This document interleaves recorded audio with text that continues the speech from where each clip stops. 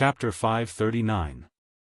After returning to Lanyan City, the first thing Lin Muyu did was to write down a complete volume of the divine tomes of the laws of fire, wind, lightning, and life based on her memory. However, there was only one volume, and it was kept by Tang Xiaoxi. Qin Yin and Tang Xiaoxi studied it together.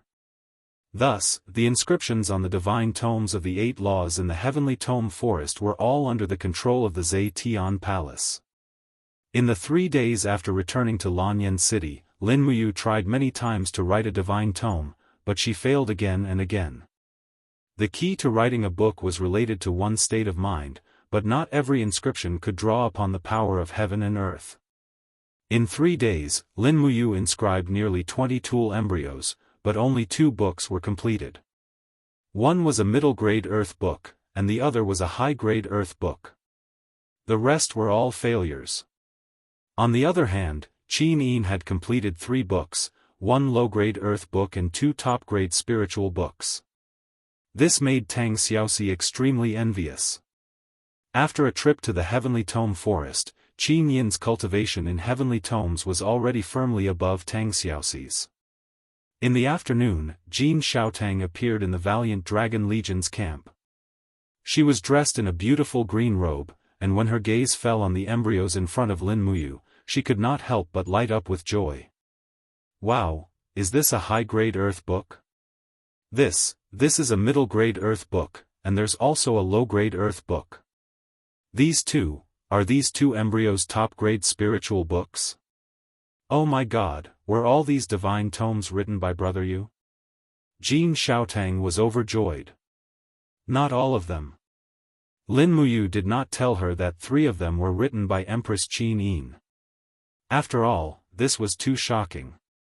It was too early for news that Empress Qin Yin was well versed in the law of light to spread.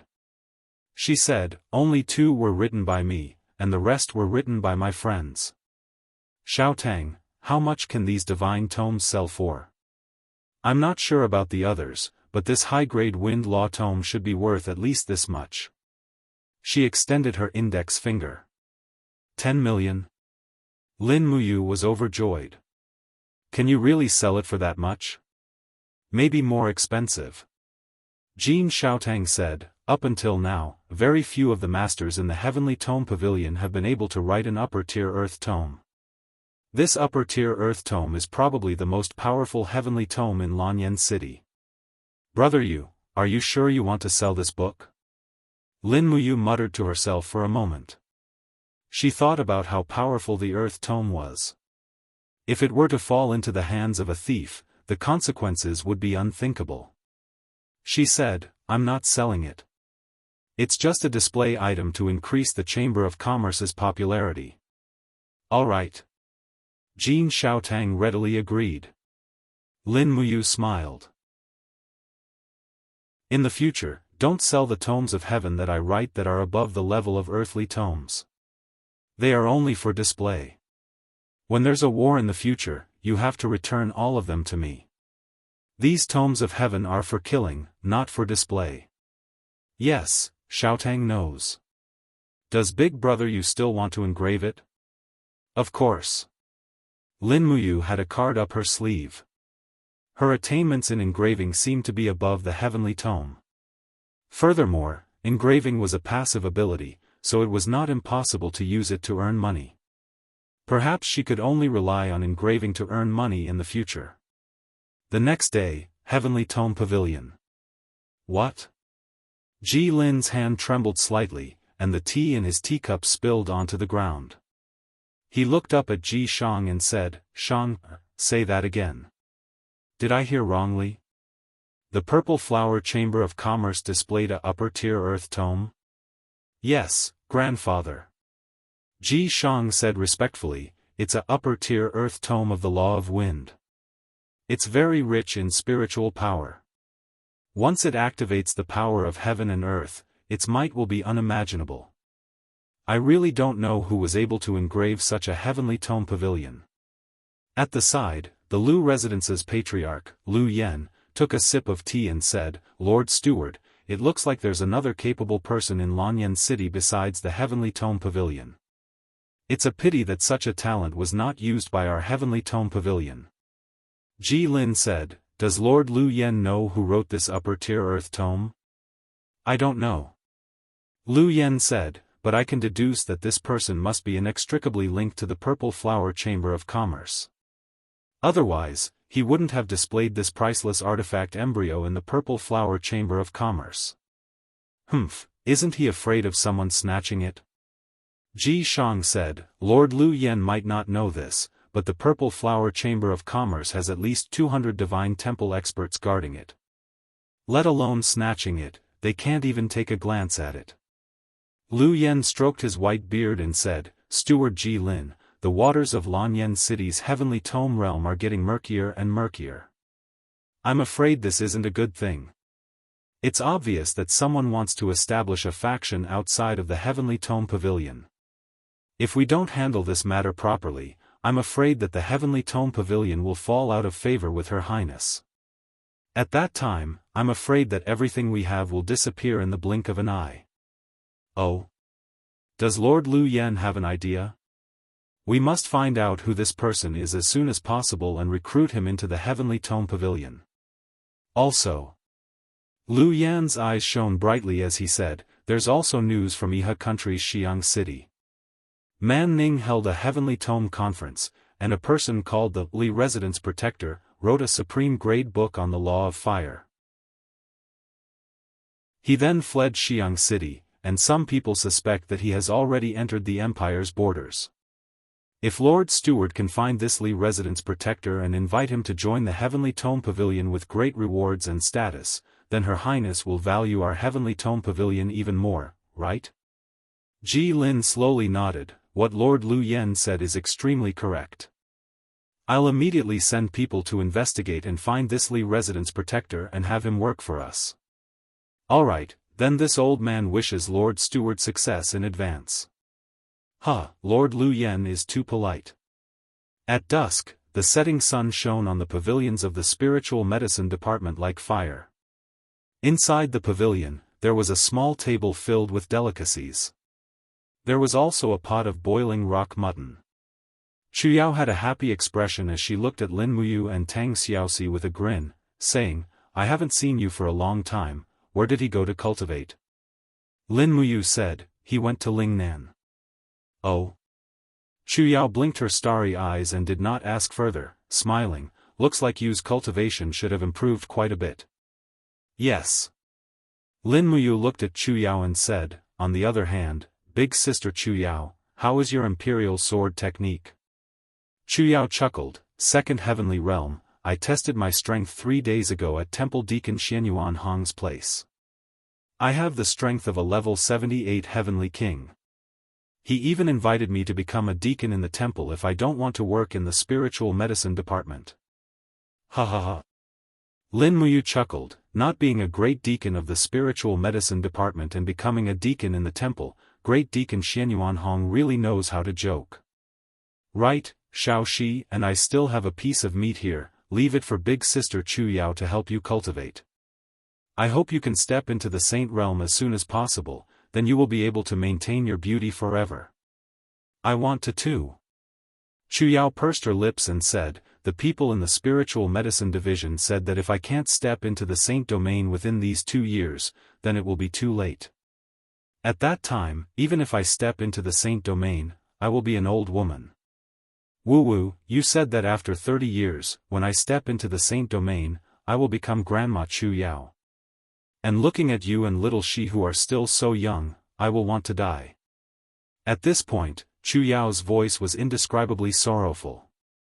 Lin Muyu could not help but smile, no, Shao Shi and I will not watch you grow old. Tang Xiaoxi also smiled, saying, right, if Big Sister Chuyao needs anything, Mu and I will do our best to help. Right. I have good news for you, Big Sister Chuyao. Oh? What good news? Tang Xiaoxi sat up straight, puffed out her round chest, and said with a smile, outside the demon subduing pass, the demon clan guards the forest of the Infinity Edge, and now they have joined the savage tribe to guard the forest of the Infinity Edge.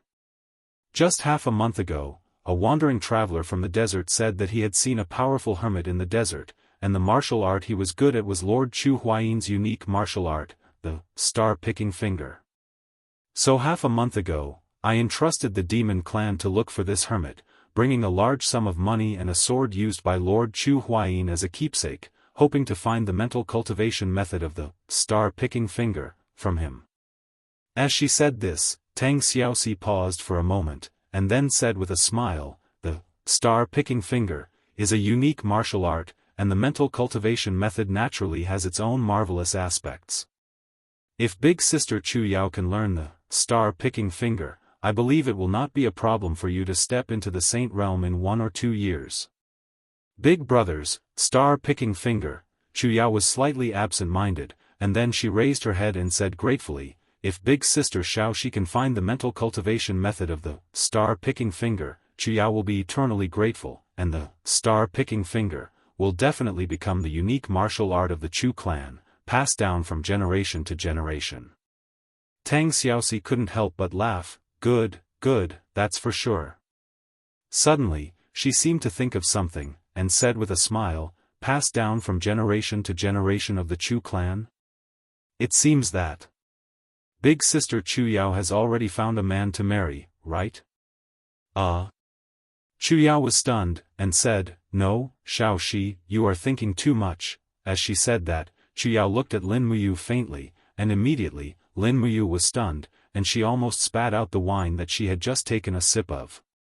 She said, Big Sister Chu Yao, are you thinking of something crazy? Chu Yao smiled without saying a word. She was also shocked by the crazy idea in her heart, but after thinking about it carefully, she felt that it was a great temptation, and it was indeed feasible.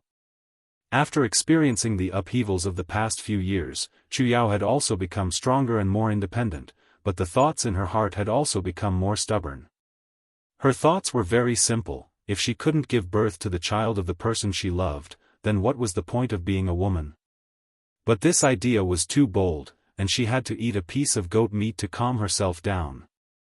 Just as they were about to finish eating, suddenly, a person wearing the badge of a golden star instructor from the holy sanctum walked over, and respectfully cupped his fists to Lin Muyu, and said, Great Deacon, something happened in the beast taming division, would you like to go and take a look?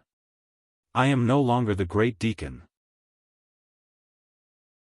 Lin Muyu frowned. Change the way you address me from now on to Commander.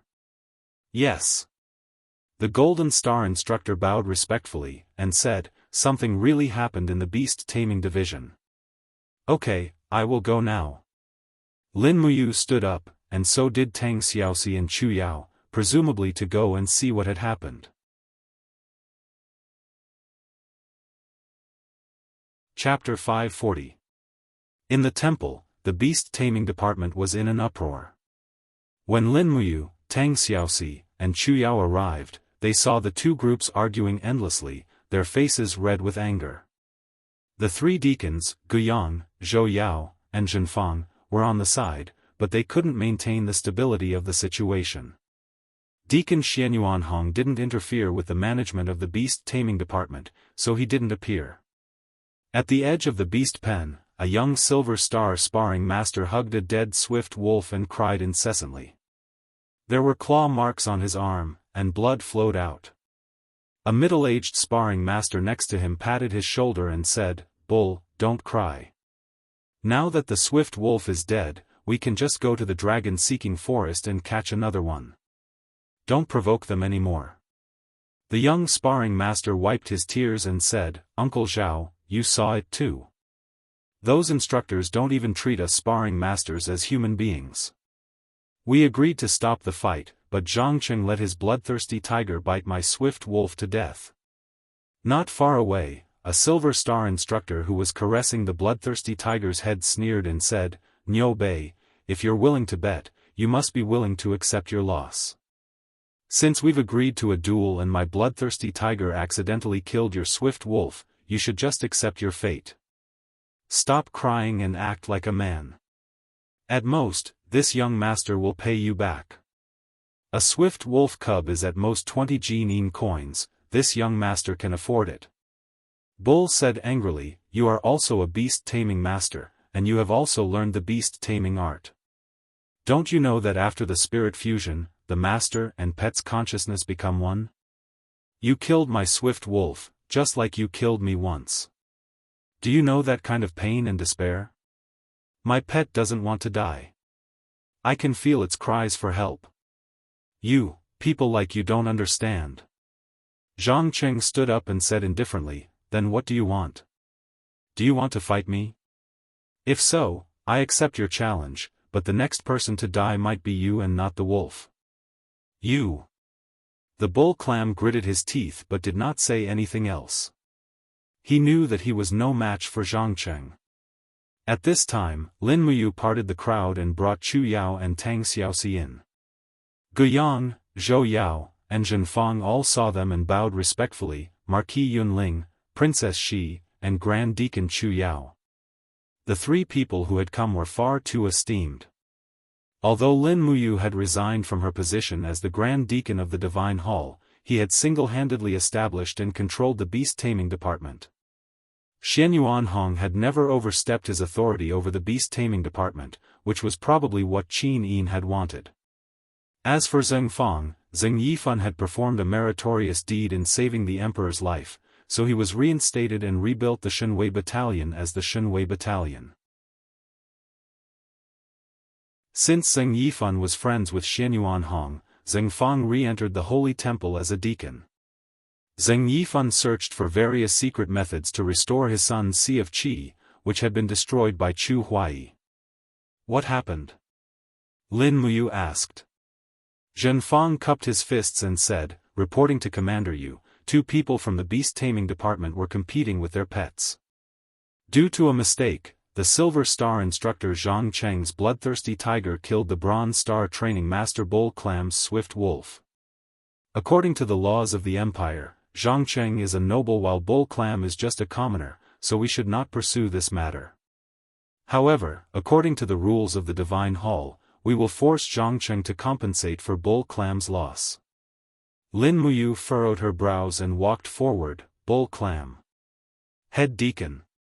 Bull Clam couldn't change his words and immediately said, Commander, I had an agreement with Zhang Cheng to fight, but Zhang Cheng was too ruthless. My swift wolf was bitten to death, and no matter how much I begged for mercy, he wouldn't order the bloodthirsty tiger to stop. I hope that Commander can seek justice for me and for the commoner training masters who were bullied in the Holy Temple. Lin Muyu couldn't help but sigh. The Empire's rules were strict, but they also divided people into different classes. To a certain extent, the Empire's level of civilization was indeed not as good as the Iha nation, which promoted equality of all living beings. This kind of differential treatment was hard to escape even in the Holy Temple. However, after experiencing so many things, Lin Muyu also knew that this kind of conflict between nobles and commoners wasn't something she could change. Therefore, she could only change what she could, such as the Holy Temple. The next moment, Lin Muyu looked straight at Zhang Cheng and said, Zhang Cheng. Zhang Cheng's body trembled, and he hurriedly knelt on one knee and cupped his fists. Commander, this subordinate is here. Just like you, Niu Bei is also a member of the Sanctum. Once there is a war, you and him will be comrades who will go through thick and thin together. You killed his swift wolf now, aren't you afraid that he will stab you in the back? I. Zhang Qing frowned, Commander, this subordinate knows his mistake, but Bull Clam is just a commoner Copper Star sparring master, yet he dares to be so arrogant. This subordinate can't stand it. Offend? Lin Muyu couldn't help but laugh. What do you mean by offend? Zhang Qing said, according to the rules, when eating in the Holy Temple's cafeteria, the commoners should give up their table for the nobles. However, not only did Bull Clam not give up, he was also arrogant towards this subordinate. This subordinate was indignant, so I challenged him. Lin Muyu looked at him indifferently and said, when it comes to eating, everyone should be equal. It's just that this rule of inequality is imprinted on us when we are born. Zhang Cheng, you are a martial artist of the Holy Temple. Martial artists cultivate their heart and virtue. A strong martial artist's state of mind should be broad and calm. As the saying goes, 100 rivers run into the sea. It's great to have tolerance, it's great to have no desires. Do you think Deacon Guyang or Great Deacon Xianyuan Hong would fight with someone over a table? Zhang Qing actually revealed a trace of grievance and said, "But Commander, this subordinate is a fifth-class noble of the Empire. Why should I be bullied by a commoner like Bull Clam? Commander, you can't just protect Bull Clam and bully me." Tang Xiaoxi couldn't help but laugh. Chu Yao also smiled.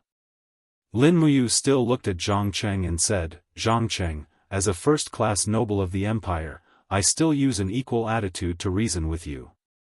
This is the true grace of a noble. Think about it carefully.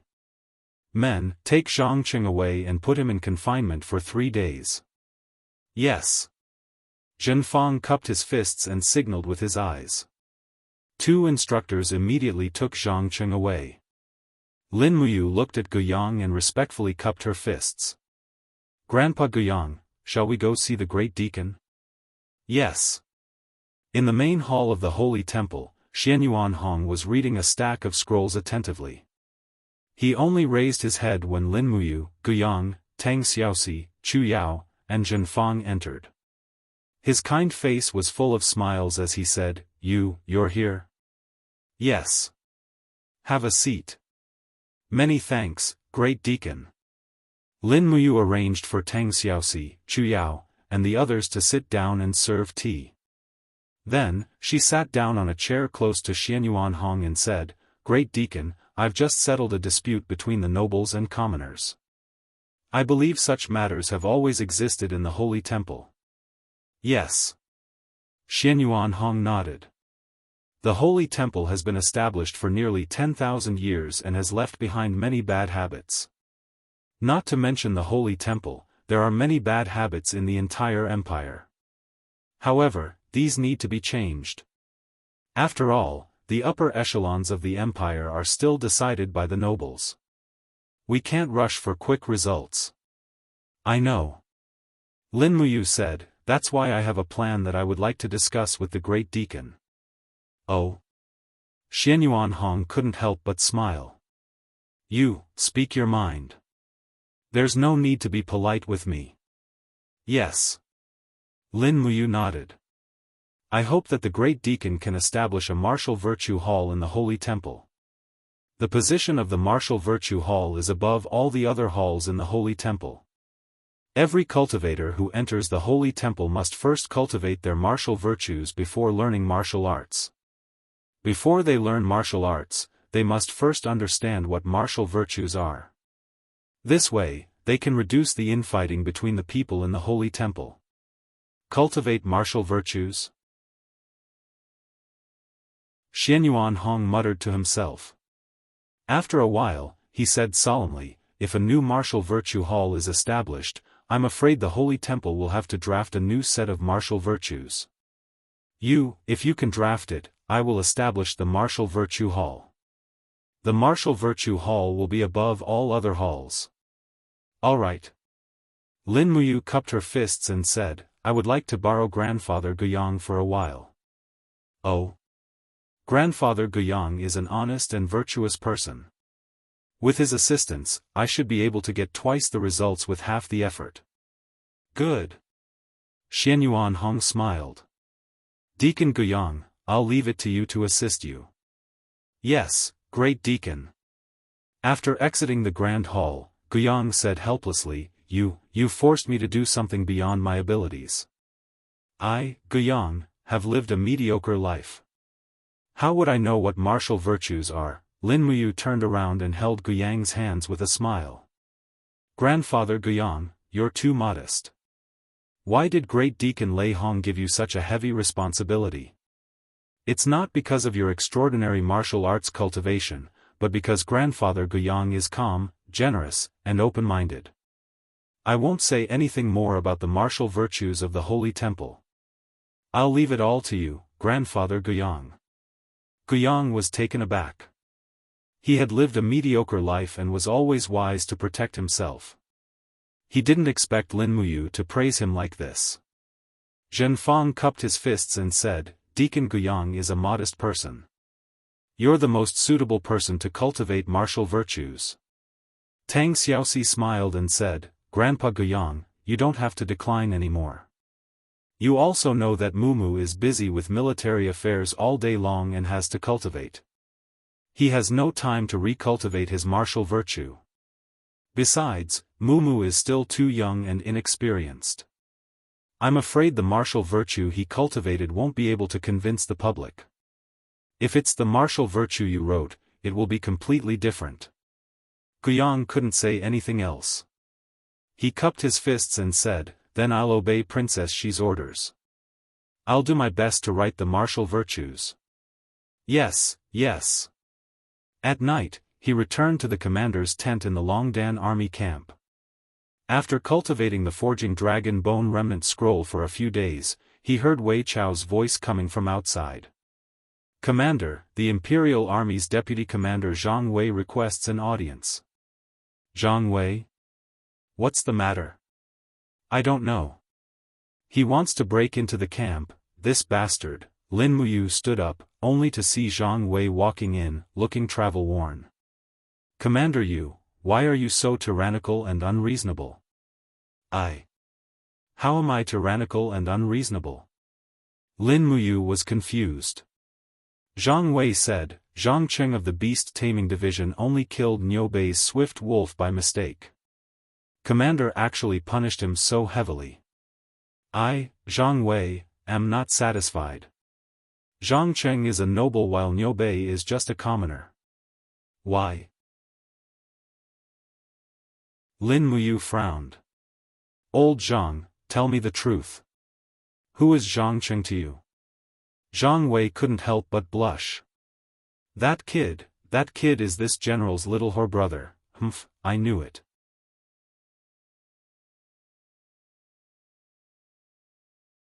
Chapter 541.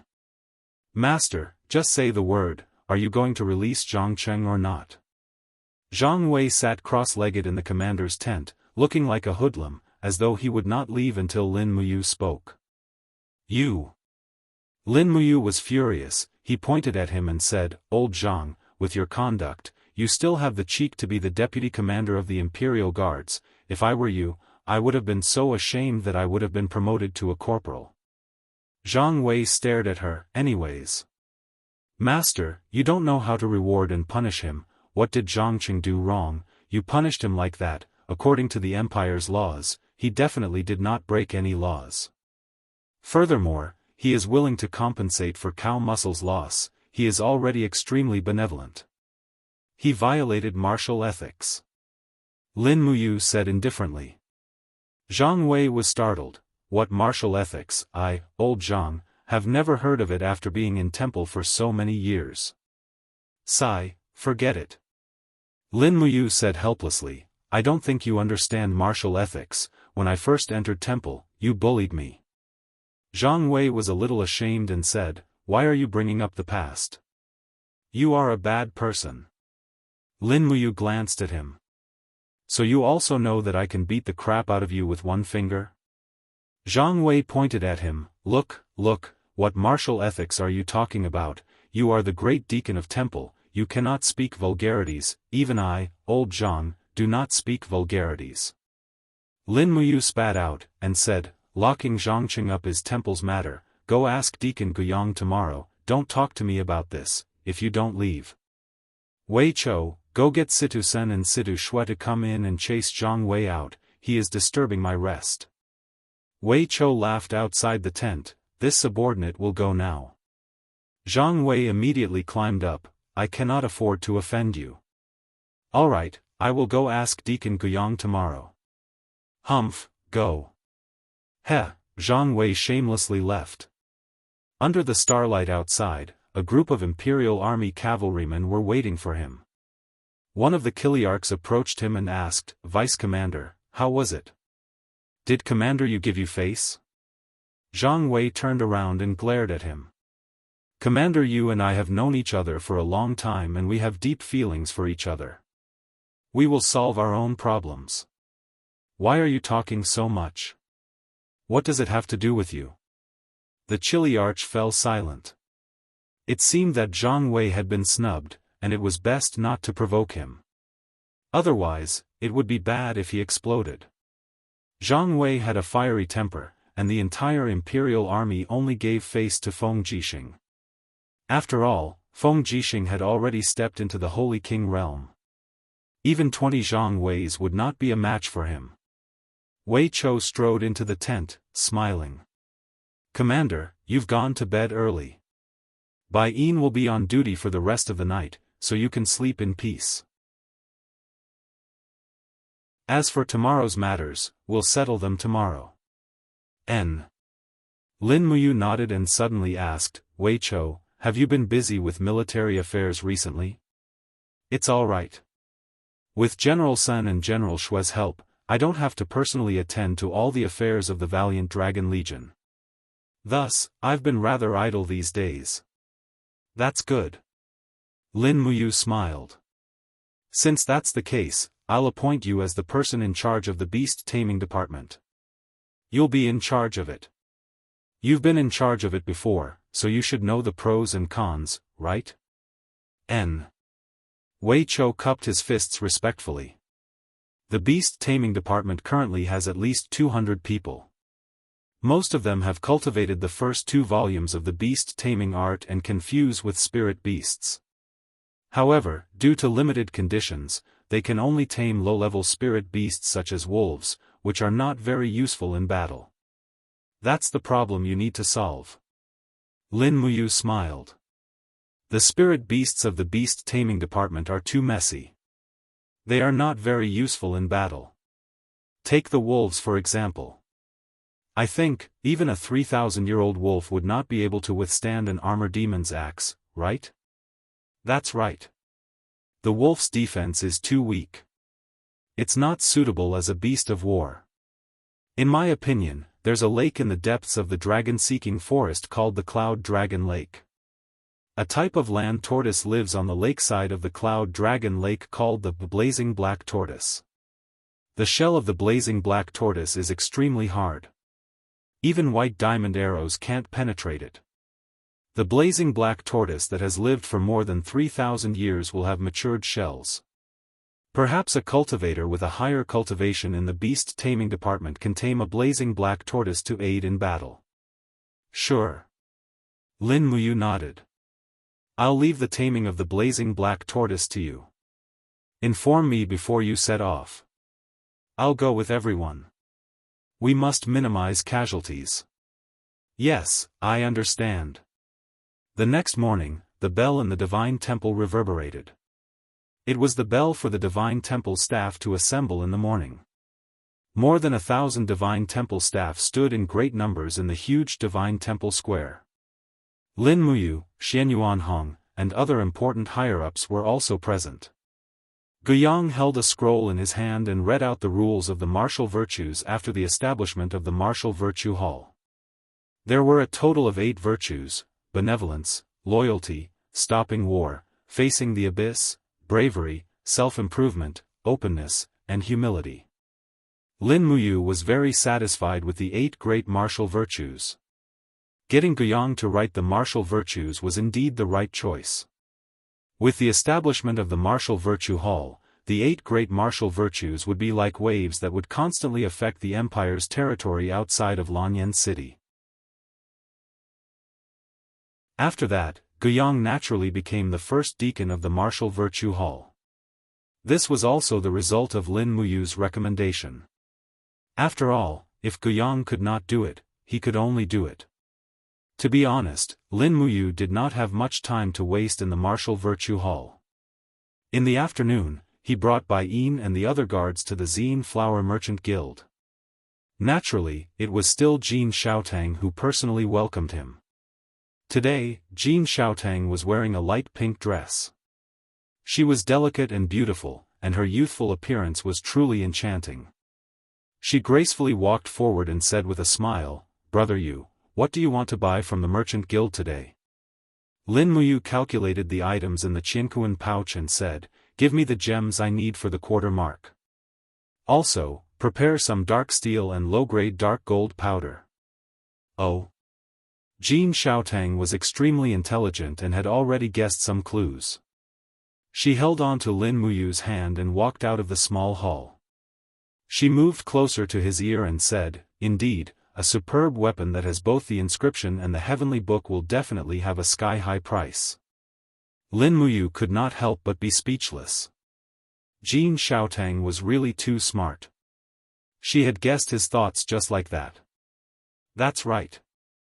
Ever since the heavenly book reappeared, the sales of weapons in the major merchant guilds had reached a bottleneck. The price could no longer go up.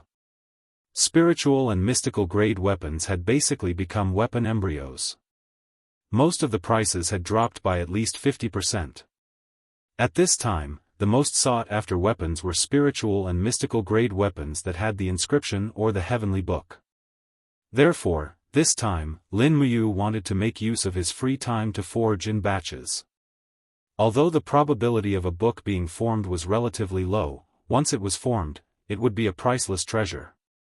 After more than 2 hours, they had bought a large amount of dark steel, spirit stones, and gems. They were transported back with the help of the horse carriages from the Longdan army camp. In the afternoon, they closed the door with a bang and instructed Bai Yin and Wei Chou not to see anyone else. They were to focus on forging weapons.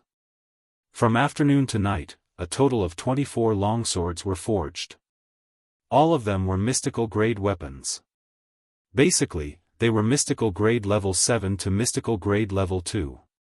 These longswords were highly sought after treasures 5 years ago. However, the market was becoming more and more mature now. Blacksmiths from all over the world had gathered in Lanyan City. In addition, Su Muyun's subordinates, Yuqi Tian, Yuqi Yen, and other members of the Yuqi family were constantly producing mystical grade weapons. Therefore, the market for mystical grade weapons had been hyped up. It was no longer as popular as before. The 24 longswords did not have names. They only had numbers 1 to 24. This was Lin Muyu's plan to mass-produce them. Clang! Longsword number 1 was placed on the table. Lin Muyu picked up the carving knife and began to inscribe on the hilt of the sword. Level 5 Dragon Slaying Seal could provide the weapon with the effect of a dragon power attack. This was also the seal with the highest success rate for Lin Muyu's current engraving skills. However, it was extremely difficult to inscribe the complicated dragon slaying seal on the small hilt of the sword. Not long after, the sword was embedded into the dragon heart stone.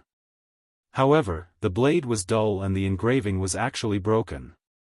Lin Muyu calmed himself down and put the broken sword aside. He could use it as the embryo of the heavenly book later to inscribe again. It was all right. He could not explode in his mind. He could take it slow. As a result, the engraving of the next few weapons was successful. The moment they were embedded into the dragon heart stone, they bloomed with the radiance of the dragon-slaying seal. When it was late at night, Lin Muyu's forehead was already covered with sweat. He had successfully engraved 11 of the 24 longswords. This success rate was already considered to be at the peak. Phew, he took a deep breath, put down the carving knife, picked up the spiritual pen, and filled it with sufficient low-grade dark gold powder. It was time to inscribe the heavenly book. The surface area of the sword was considered relatively large. Lin Muyu did not pursue to inscribe a complete heavenly book. Instead, he wanted to inscribe a simplified version of the heavenly book. The heavenly book that was extracted from the heavenly book was of the fire element. After all, the fire element was a pure attack type. The dragon-slaying seal was also an attack type. Moreover, it was engraved on a long sword. Swoosh! Sword number 1 actually became a book. The orange light was very intense. It was a top-grade spiritual book of the law of fire. Lin Muyu couldn't help but feel a little excited. He continued to write with sword number 2. It was a pity that he had written it badly. He did not comprehend his state of mind. This sword could only become a semi-finished embryo with the engraving but not the heavenly book. He was not discouraged and continued to write. However, the engravings were ruined one by one. Either it became a book but not engraved, or it was engraved but not a book. Lin Muyu's mood gradually worsened. There was a sense of frustration that came from nowhere. It was too hopeless. All the way until it was almost dawn, the long sword in his hand suddenly burst out with a bright light. A pale yellow light soared into the sky. It was a low-grade heavenly book. Furthermore, this sword with serial number 21 already had a successful god-slaying seal. Just when Lin Muyu was about to lose all hope, the first successful work was born. This sword was also the only one among the 24 longswords that had the blessing of 2 divine powers. It was originally a mystic rank 1 top-grade embryo and had a complete god-slaying seal. Then, it activated the heaven and earth energy of the low-grade heavenly book. This sword might be the unparalleled sword in the world, right?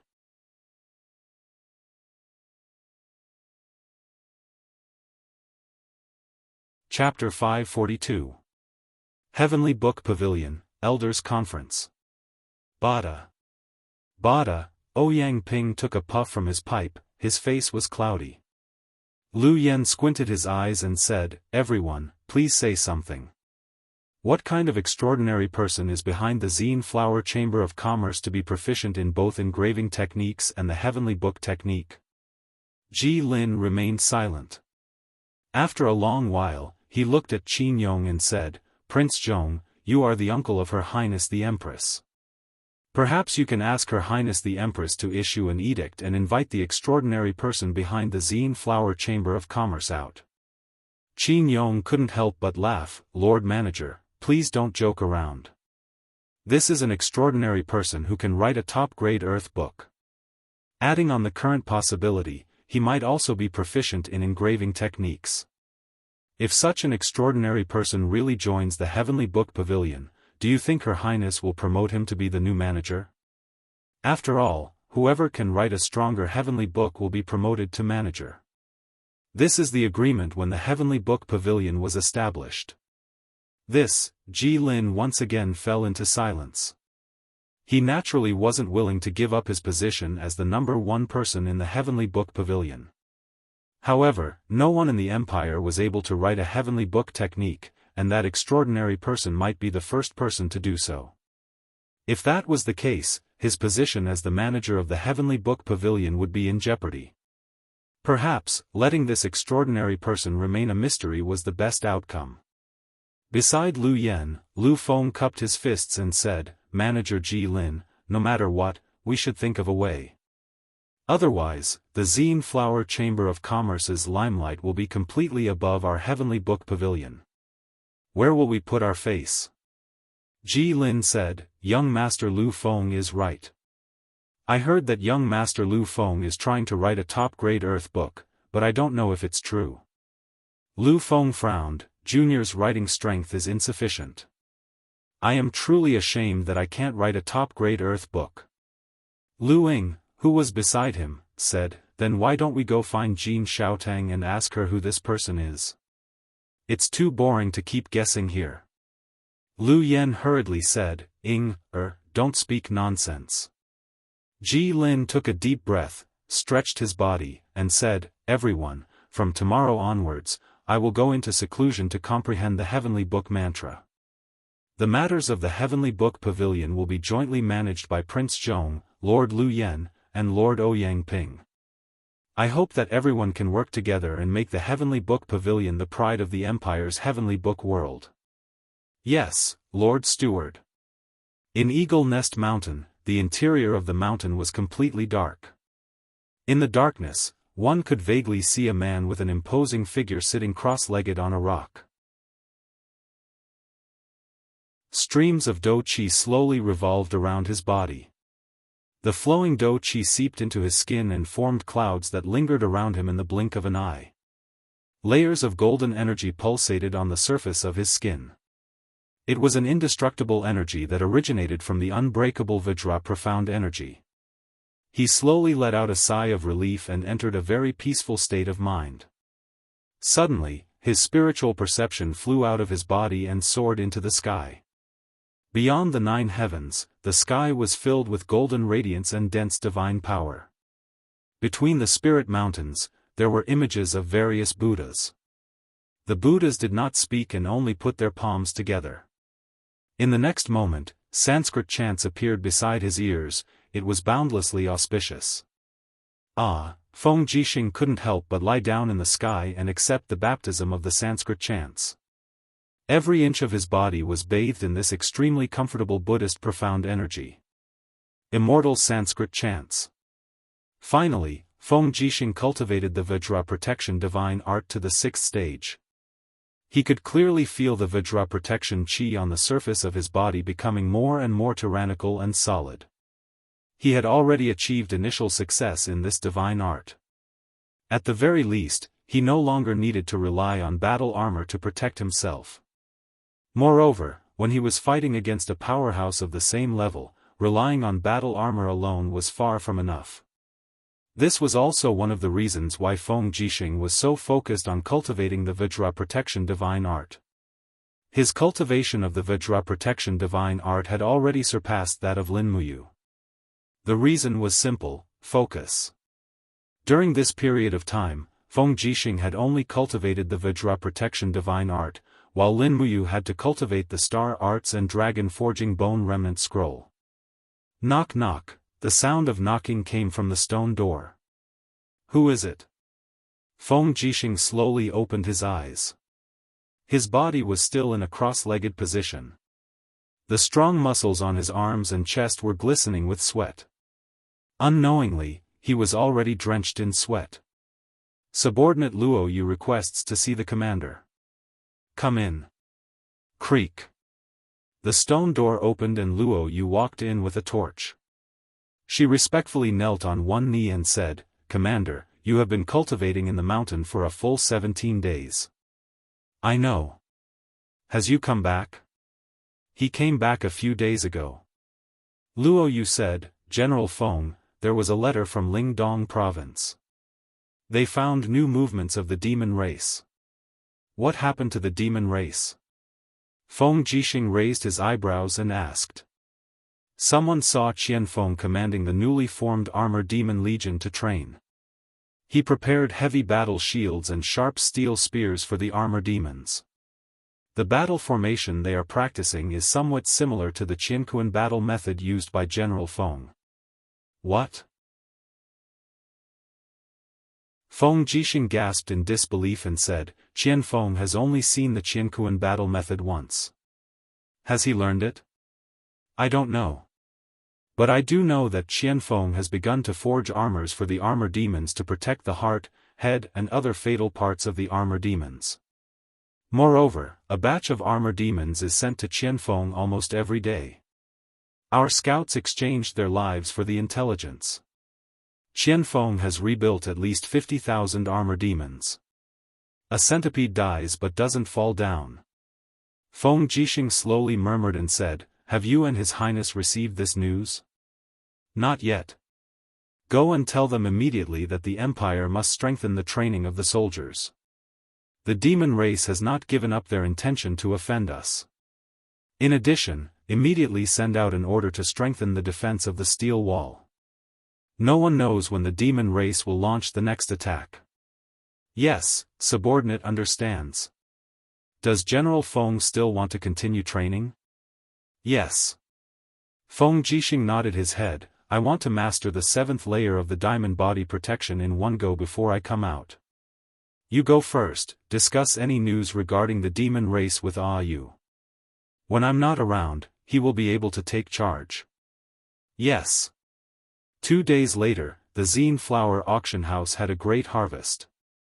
The 24 long swords that Lin Muyu forged were all sold. Among them, the most perfect one was sold at a price of 12.4 million Jin coins. The buyer was the Qian family, one of the tycoons in Lanyan City. The young master of the Qian family, Qian Lian, was also a practitioner. He had stepped into the heaven realm at a young age. Although he used Dream Return to Zenith as a help, he was still one of the best among the young generation. His father had high hopes for him, so he spent a lot of money to buy this perfect long sword. In the back hall of the Chamber of Commerce, Lin Muyu was counting the money happily. She had earned nearly 20 million Jin coins from this auction. The tight funds for the development of magic crystal cannon could be relieved for a while. Just as she was feeling happy, someone outside asked to see her. It was Wei Chou. "Commander, we're ready. We'll set off tomorrow for the Cloud Dragon Lake in the depths of the Dragon Forest. Do you have time to go with us?" Wei Chou asked carefully. "Yes, of course. Prepare the weapons and food." "Yes." After that, they went to the Zhe Tian Palace to bid farewell to Qin Yin and Tang Xiaoxi. Lin Muyu had to go to the Zhe Tian Palace to prepare for the next war. In the Cloud Refining Mountain Range in the Cloud Refining Province, the endless mountains reached the clouds as if they were going to pierce through the sky. There was not a single blade of grass growing on the mountain range. It had become a snowy region. It was said that the peak of the Cloud Refining Mountain Range was the place closest to the sky in the human world. However, it was also the most dangerous region. The cold wind was biting cold, and a whirlwind could tear an ordinary person's body into pieces. However, in this deserted place, a figure dashed up the steep cliff. It was a young man holding a spear. Faint flames lingered around his feet. It was the king's fighting flame. He was wearing leather boots. Every time his boots touched the wall, a purple dragon claw would appear and pierce into the rock stratum.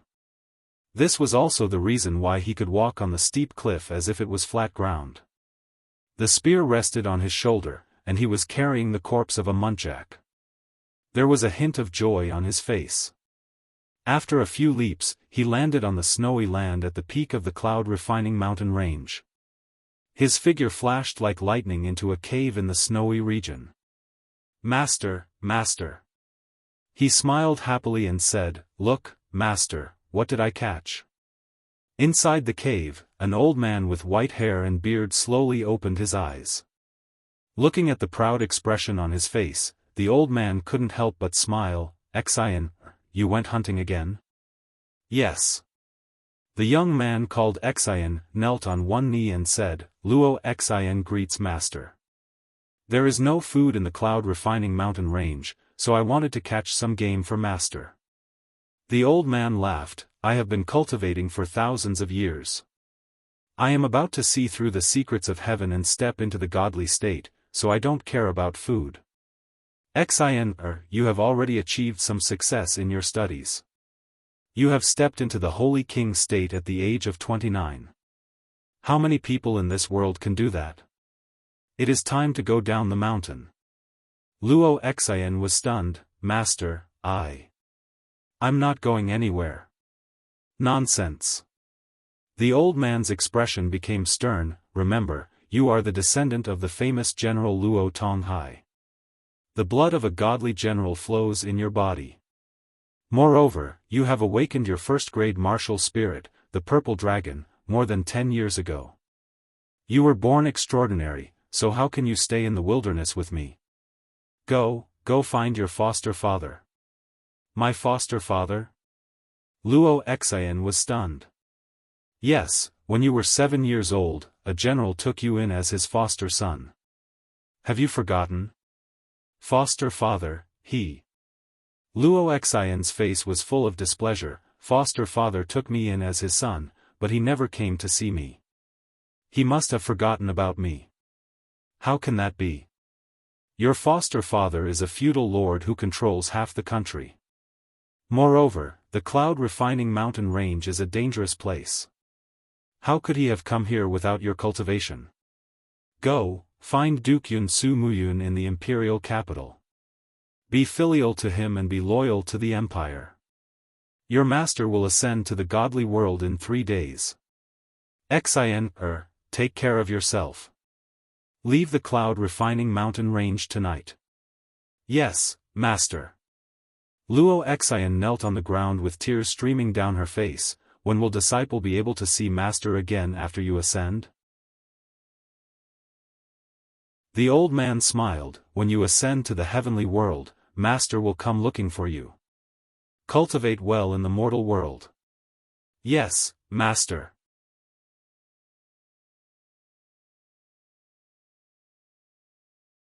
Chapter 543. 3 days later, in the depths of the dragon-seeking forest. A group of people traversed through the barren forest in winter. Lin Muyu had brought along 200 divine temple staff and 300 elites from the Dragon Courage Legion, a total of 500 people. Even if they encountered any powerful spirit beasts, they would still be able to contend against them. However, it was not to the extent that they would appear redundant due to having too many people. Rustle, rustle, the hooves of the horses stepped on the weeds. Wei Chou held onto the hilt of his sword as he urged his horse to move alongside Lin Muyu. It's already the 3rd day, and we still haven't found the Cloud Dragon Lake on the map. Sir, could it be that our map is wrong? It's not possible. Lin Muyu shook her head. But the dragon-seeking forest stretches for thousands of miles. It's normal for the map to have an error. I dare to confirm that the dragon-seeking lake is within 5 miles of where I am. Search slowly, and we will find it eventually. Yes. Wei Chou nodded. Sir, although we have brought sufficient rations, we are running out of fodder for the warhorses. If this continues, we can only graze the warhorses in the forest at night to replenish their energy. Lin Muyu responded. However, snowflakes drifted down in the cold wind. Due to the low temperature, the snowflakes did not melt for a long time on her robes. Lin Muyu sighed and said helplessly, "It's going to snow again. I hope the snow isn't too heavy this time, or else it will be troublesome if the mountain is sealed off by the heavy snow." Yes, Wei Chou looked around and said, "Men, release the swift wolves and find the location of the Cloud Dragon Lake." Yes. A few of the temple staff members who had tamed the swift wolves nodded their heads and whistled. Immediately, the swift wolves turned into gray traces and disappeared into the forest. Wei Chou looked around cautiously and said, "Everyone, be on your guard. An extremely powerful spirit beast could appear here at any time. Don't be careless and lose your life here." "Yes, Deputy Commander." Lin Muyu focused her mind and suddenly grasped the hilt of her sword with one hand. She ordered, "Everyone, spread out. Something is coming." Everyone started to scatter, while Lin Muyu leapt off her Snowstrider warhorse's back. She stepped on her domain cyclone and paused for a moment in the air. The spirit pulse technique clearly showed that there was a powerful energy rushing towards them. It was underground, and everyone could faintly feel the ground trembling, as if an earthquake was about to happen. "Be careful." Wei Chou took out the demon-devouring bow and knocked a white diamond arrow on the bowstring. Lin Muyu opened her left hand in the air and released her 5 fingers. A golden light shone brightly and she shouted, "Come out, you evil creature." Buzz buzz buzz, golden light soared into the sky as the 7 luminary celestial gourd activated its profound energy. Golden gourd vines rolled around underground, and in the next moment, a huge dragon snake rolled out of the ground. It was a 10,000-year-old earth-drilling dragon snake with 10 golden patterns. The dragon snake's head was bound by the gourd vines, and poisonous thorns pierced into its scales, causing it to bleed profusely. The earth-drilling dragon snake originally wanted to ambush the human army and feast on them. It also wanted to prepare for the lack of food in the coming winter and spring. However, it did not expect to encounter a killing god like Lin Muyu. It was destined that it would not be able to return. Hiss, hiss.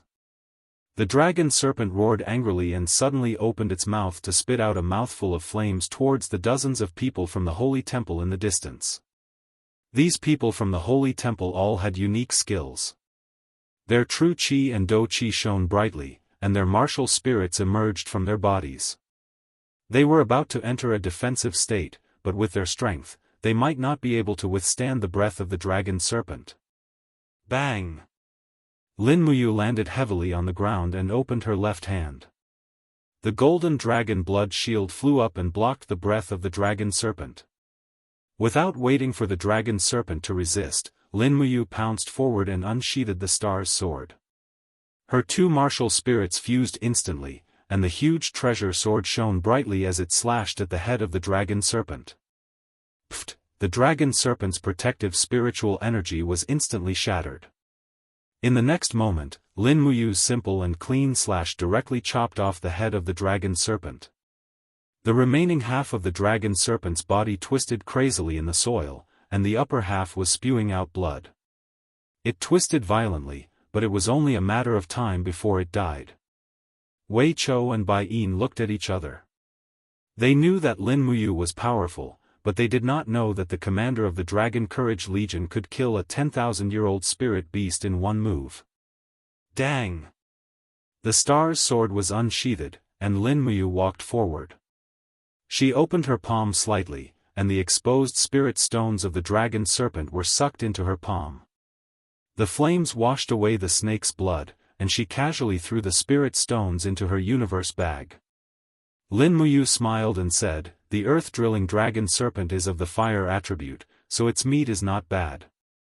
Cut a piece of the dragon serpent's meat and bring it with you to cook at night. It can keep you warm." Everyone nodded and pulled out their weapons. In the blink of an eye, the upper half of the dragon serpent's body was reduced to a pile of bones. At this time, Lin Muyu suddenly became vigilant. She couldn't help but whisper, "Be careful, something is coming. Everyone get off your horses and form a circle with the horses in the middle. Prepare to face the enemy with the universe tactics." Yes. This group of people were well trained and quickly obeyed the order. In the blink of an eye, the 500 people formed a small universe tactics formation in the open space of the forest. Shields, blades, and swords faced the outside. The archers retreated to the back, and the horses were protected in the middle. Everyone had a vigilant look on their faces. Wolf howls could be heard. As night fell, the most terrifying wolf pack in the dragon-seeking forest seemed to have come out to hunt. Swift wolf pack. Wei Chou gritted his teeth and said. Bai Yin squinted his eyes and said, "A swift wolf pack 800 miles deep in the dragon-seeking forest. Interesting. Perhaps there is already a 10,000-year-old wolf king as the leader? You jinx." Wei Chou looked into the distance and saw a pack of swift wolves surging out of the forest.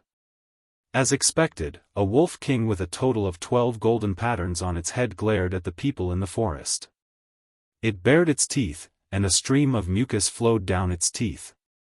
This was actually a 12,000-year-old wolf king. Wind attribute spiritual stone, not bad. Lin Muyu thought differently from the rest. Wei Chou groaned inwardly and said, "Madam, this pack of swift wolves is probably more terrifying than any pack of swift wolves we have encountered before. The alpha wolf is 12,000 years old, while the second wolf and third wolf are 9,000 years old and 8,000 years old respectively. Most of the wolves have a lifespan of 5,000 years and above. This is too terrifying." Immediately, a gold star instructor from the sanctum in the universe tactics formation shuddered. He looked at Lin Muyu and said, "Great Deacon, I'm afraid this pack of wolves is the legendary Wolf Emperor pack." Wolf Emperor pack? Lin Muyu was stunned. What does Wolf Emperor pack mean? I've only heard of weasels. The gold star instructor complained incessantly, the Wolf Emperor pack has existed in the history books for as long as 500 years. This pack of wolves is the fiercest and strongest pack of swift wolves in the entire dragon-seeking forest. This pack of wolves has always bullied the weak, and as long as they appear, they will appear as a pack. Over the past 500 years, at least 10 or more sanctuary powerhouses of the empire have died under the sharp claws of this Wolf Emperor pack. Even sanctuary powerhouses are no match for this pack of wolves. Yes, this pack of wolves is very cunning. If they can win, they will fight. If they can't, they will leave. Under the will tactic, many sanctuary powerhouses have become delicious meals in their mouths.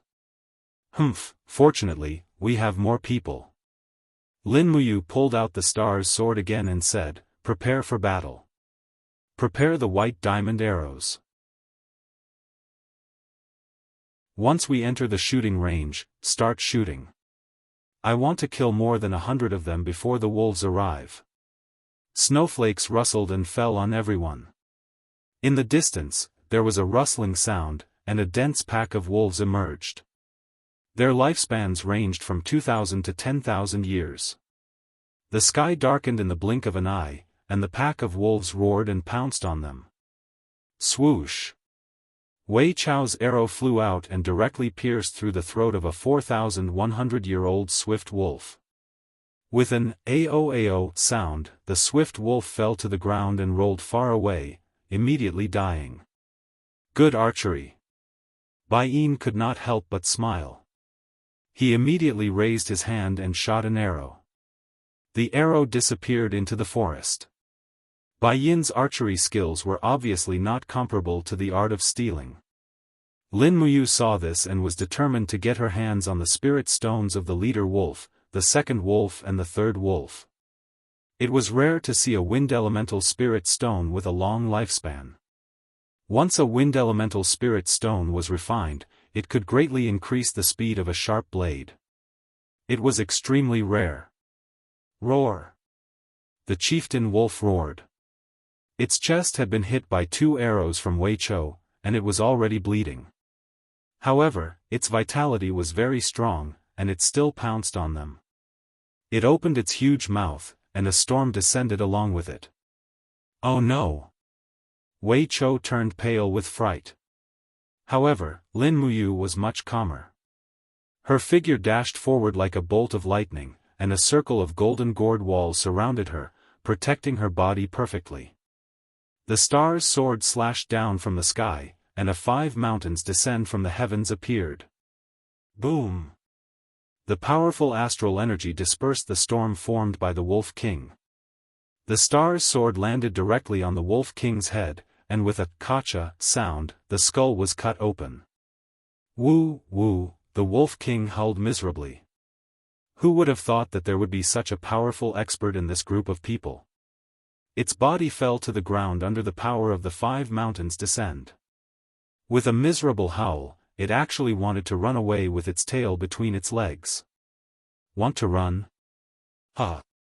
Lin Muyu laughed heartily and stomped on the ground. Peng, peng, peng, 3 gourd vines broke out from the ground and surrounded the Wolf King. Numerous golden god-binding chains surged out, and with a pu, pu, pu sound, the Wolf King's body was pierced through. In an instant, fresh blood flowed out, and the Wolf King that roamed the depths of the dragon-seeking forest died on the spot. Ao, ao, the Wolf King howled, and its eyes were filled with ferocity. As soon as the Wolf King died, it immediately took the stance of ascending to the throne. At least 100 swift wolves pounced towards Lin Muyu. Lanyan City. Snowflakes floated in the sky above the city, seeping into the ground. In the darkness of the night, a figure walked straight towards the Cloud King's mansion.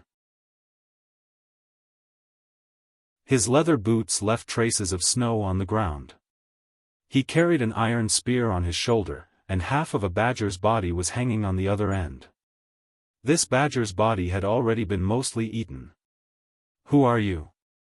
Don't you know that this is the Cloud King's mansion? A guard said in a cold voice. If you're just here to sell your prey, then leave.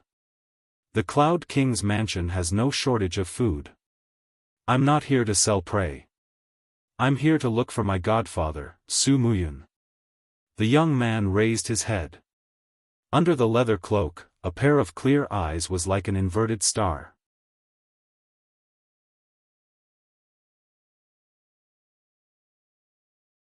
Chapter 544. Su Jun had been the captain of the Su Residence's guards for 7 years. He was well versed in martial arts and had reached the 2nd level of the Heaven Realm last year. Although his cultivation was not on par with the people in the Holy Temple and Zetian Palace, he was second to none in the Seven Seas Palace. His fists were extremely powerful, and he had once killed a 500-kilogram porcupine with one punch. That was why Su Muyun had taken a fancy to him. Among the 500 guards of the Seven Seas Palace, Su Jun's position was no different from that of a commander. It seemed that in the entire palace, other than the masters like Su Muyun, Su Yu, and Su Chong, Su Jun's position was the highest.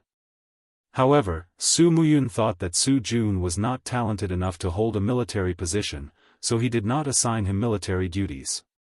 Su Jun had a feeling that he was talented, and it was difficult for him to fulfill his ambitions. Naturally, his temper was not good. His Highness, the Cloud King's adopted son? Su Jun could not help but laugh out loud, and the dozens of guards behind him laughed as well.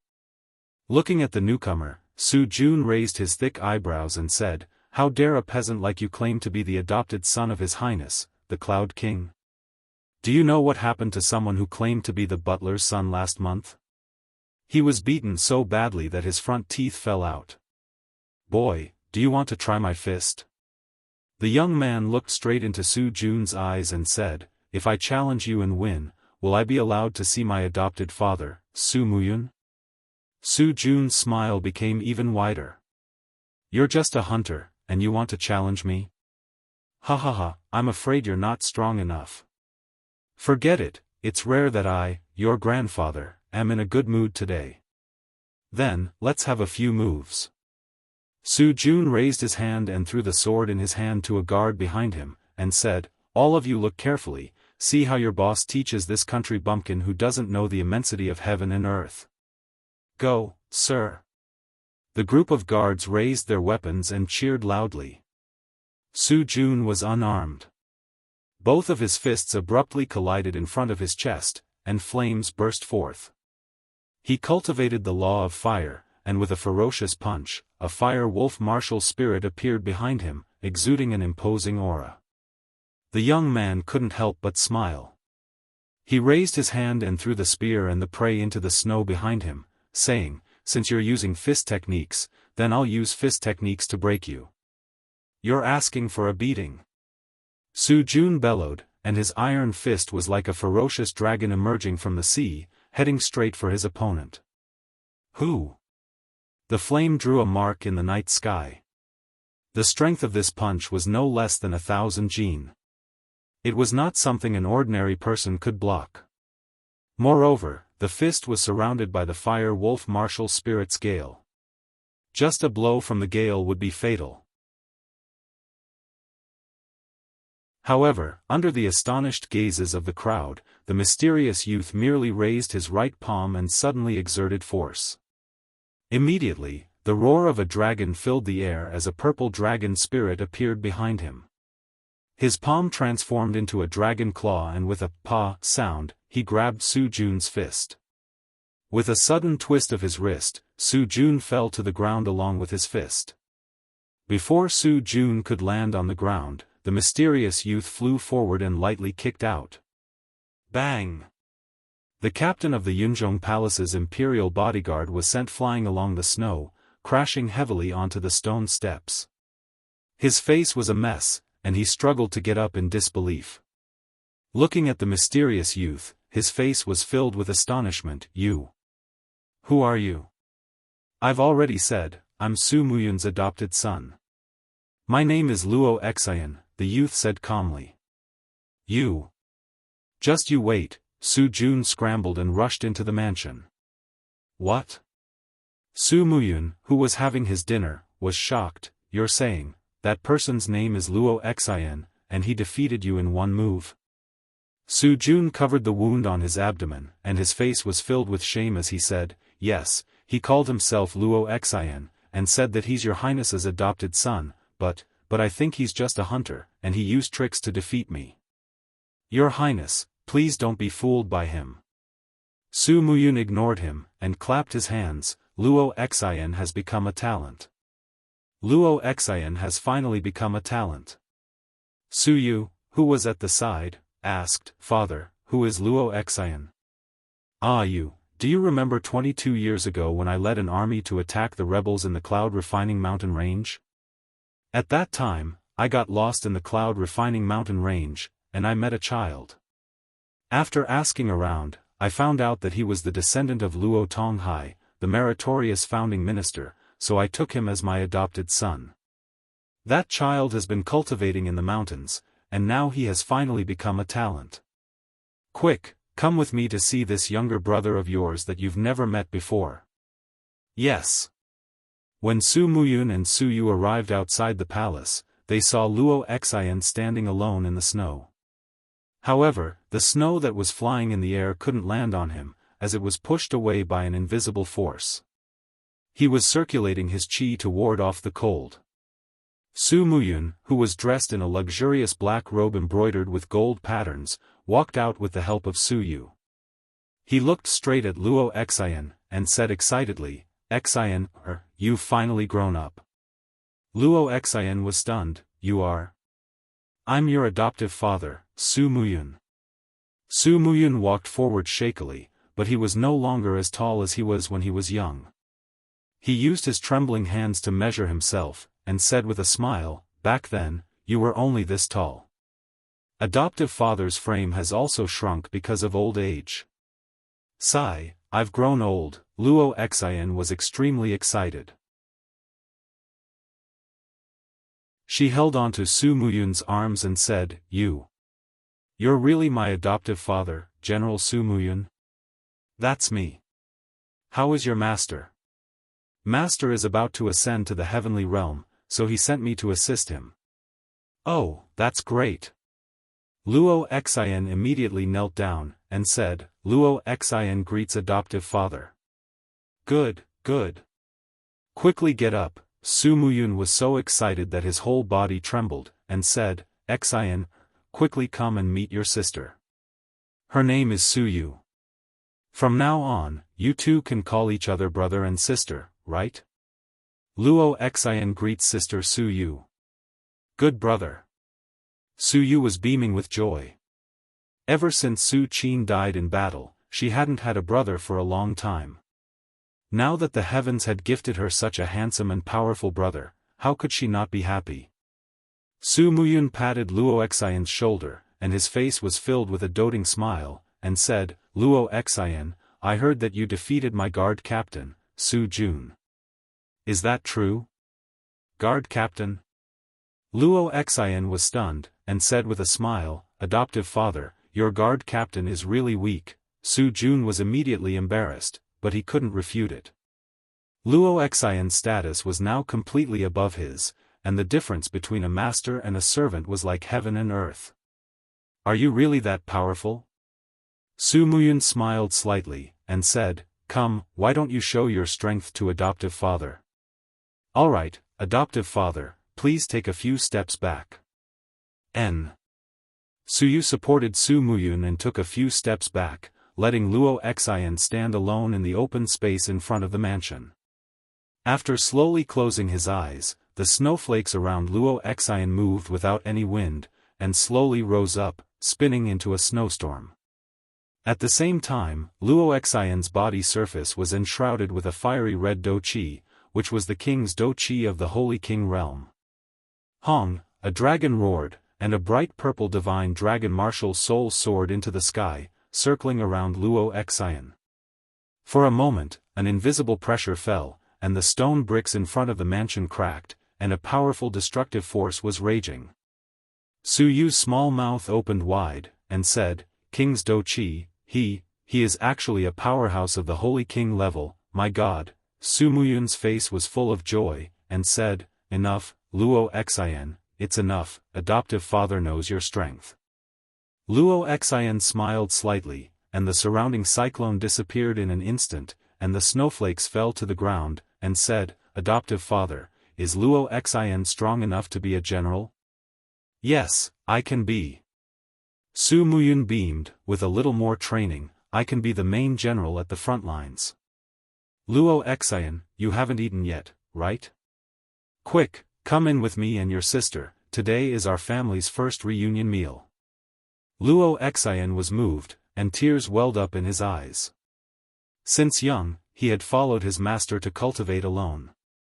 When he heard the word family, he felt like he was reborn. Yes, adoptive father, in the dragon-seeking forest, the attack of the wolf pack was getting more and more violent. Kacha, the star's sword flashed, and the second wolf was killed. The flames in Lin Muyu's palm spun rapidly, and she suddenly blasted the dark energy of the chaotic life on the third wolf. In the midst of the howling, the third wolf's body was actually split into two by the flames, and was killed. At this point, the top 3 leaders of this wolf pack had been killed by Lin Muyu. Master, we can't hold on anymore, the wolf pack is getting more and more numerous, we will definitely lose if we keep defending. Wei Chou shouted from behind. That's right, the wolf pack did not only rely on strength, but also numbers. At this time, the forest in front was already densely packed with swift wolves, and at least 1,000 swift wolves were charging over. It's okay. Lin Muyu shook his palm, and took out a shining wrist guard from his Qianquan bag. It was the supreme-grade Earth Book Mystic Steel wrist guard that he used to win the championship in Iha country. Hum. An earthy yellow light soared into the sky, and the power of heaven and earth was instantly activated. In the next moment, countless flames poured down from the sky, as if the whole world was illuminated. This fiery red magma-like fire rain fell on the wolf pack, and its lethality and destructive power were extremely strong. Immediately, the wolf pack howled incessantly, and the area within a few hundred meters was turned into a sea of fire. Wolves were afraid of fire, and the supreme-grade Earth Book's main purpose was to intimidate them. In the blink of an eye, the pack of swift wolves surrounding the Longdan army camp all ran away with their tails between their legs. Those who did not escape could only become sacrifices for the supreme-grade Earth Book with the words, Fire God Apocalypse, written on it. Not long after, at least 200 swift wolves had been burned to death by the supreme-grade Earth Book, and the smell of burnt meat was already wafting out. The fire rain had been burning for nearly 5 minutes, and it was starting to die down. Oh my God, Wei Chou, Bai Yin, and the rest finally recovered from the shock. Wei Chou said, Master, we can go look for the Cloud Dragon Lake now. Don't be in such a hurry. Lin Muyu laughed and pointed at the corpses of the swift wolves in front of him. Don't waste it, dig out all the spiritual stones of the swift wolves. I want them all, don't waste a single one. Yes. These were all the raw materials for the weapon embryo, how could they waste them? After all, Lin Ruoji was a good child who knew how to run a household.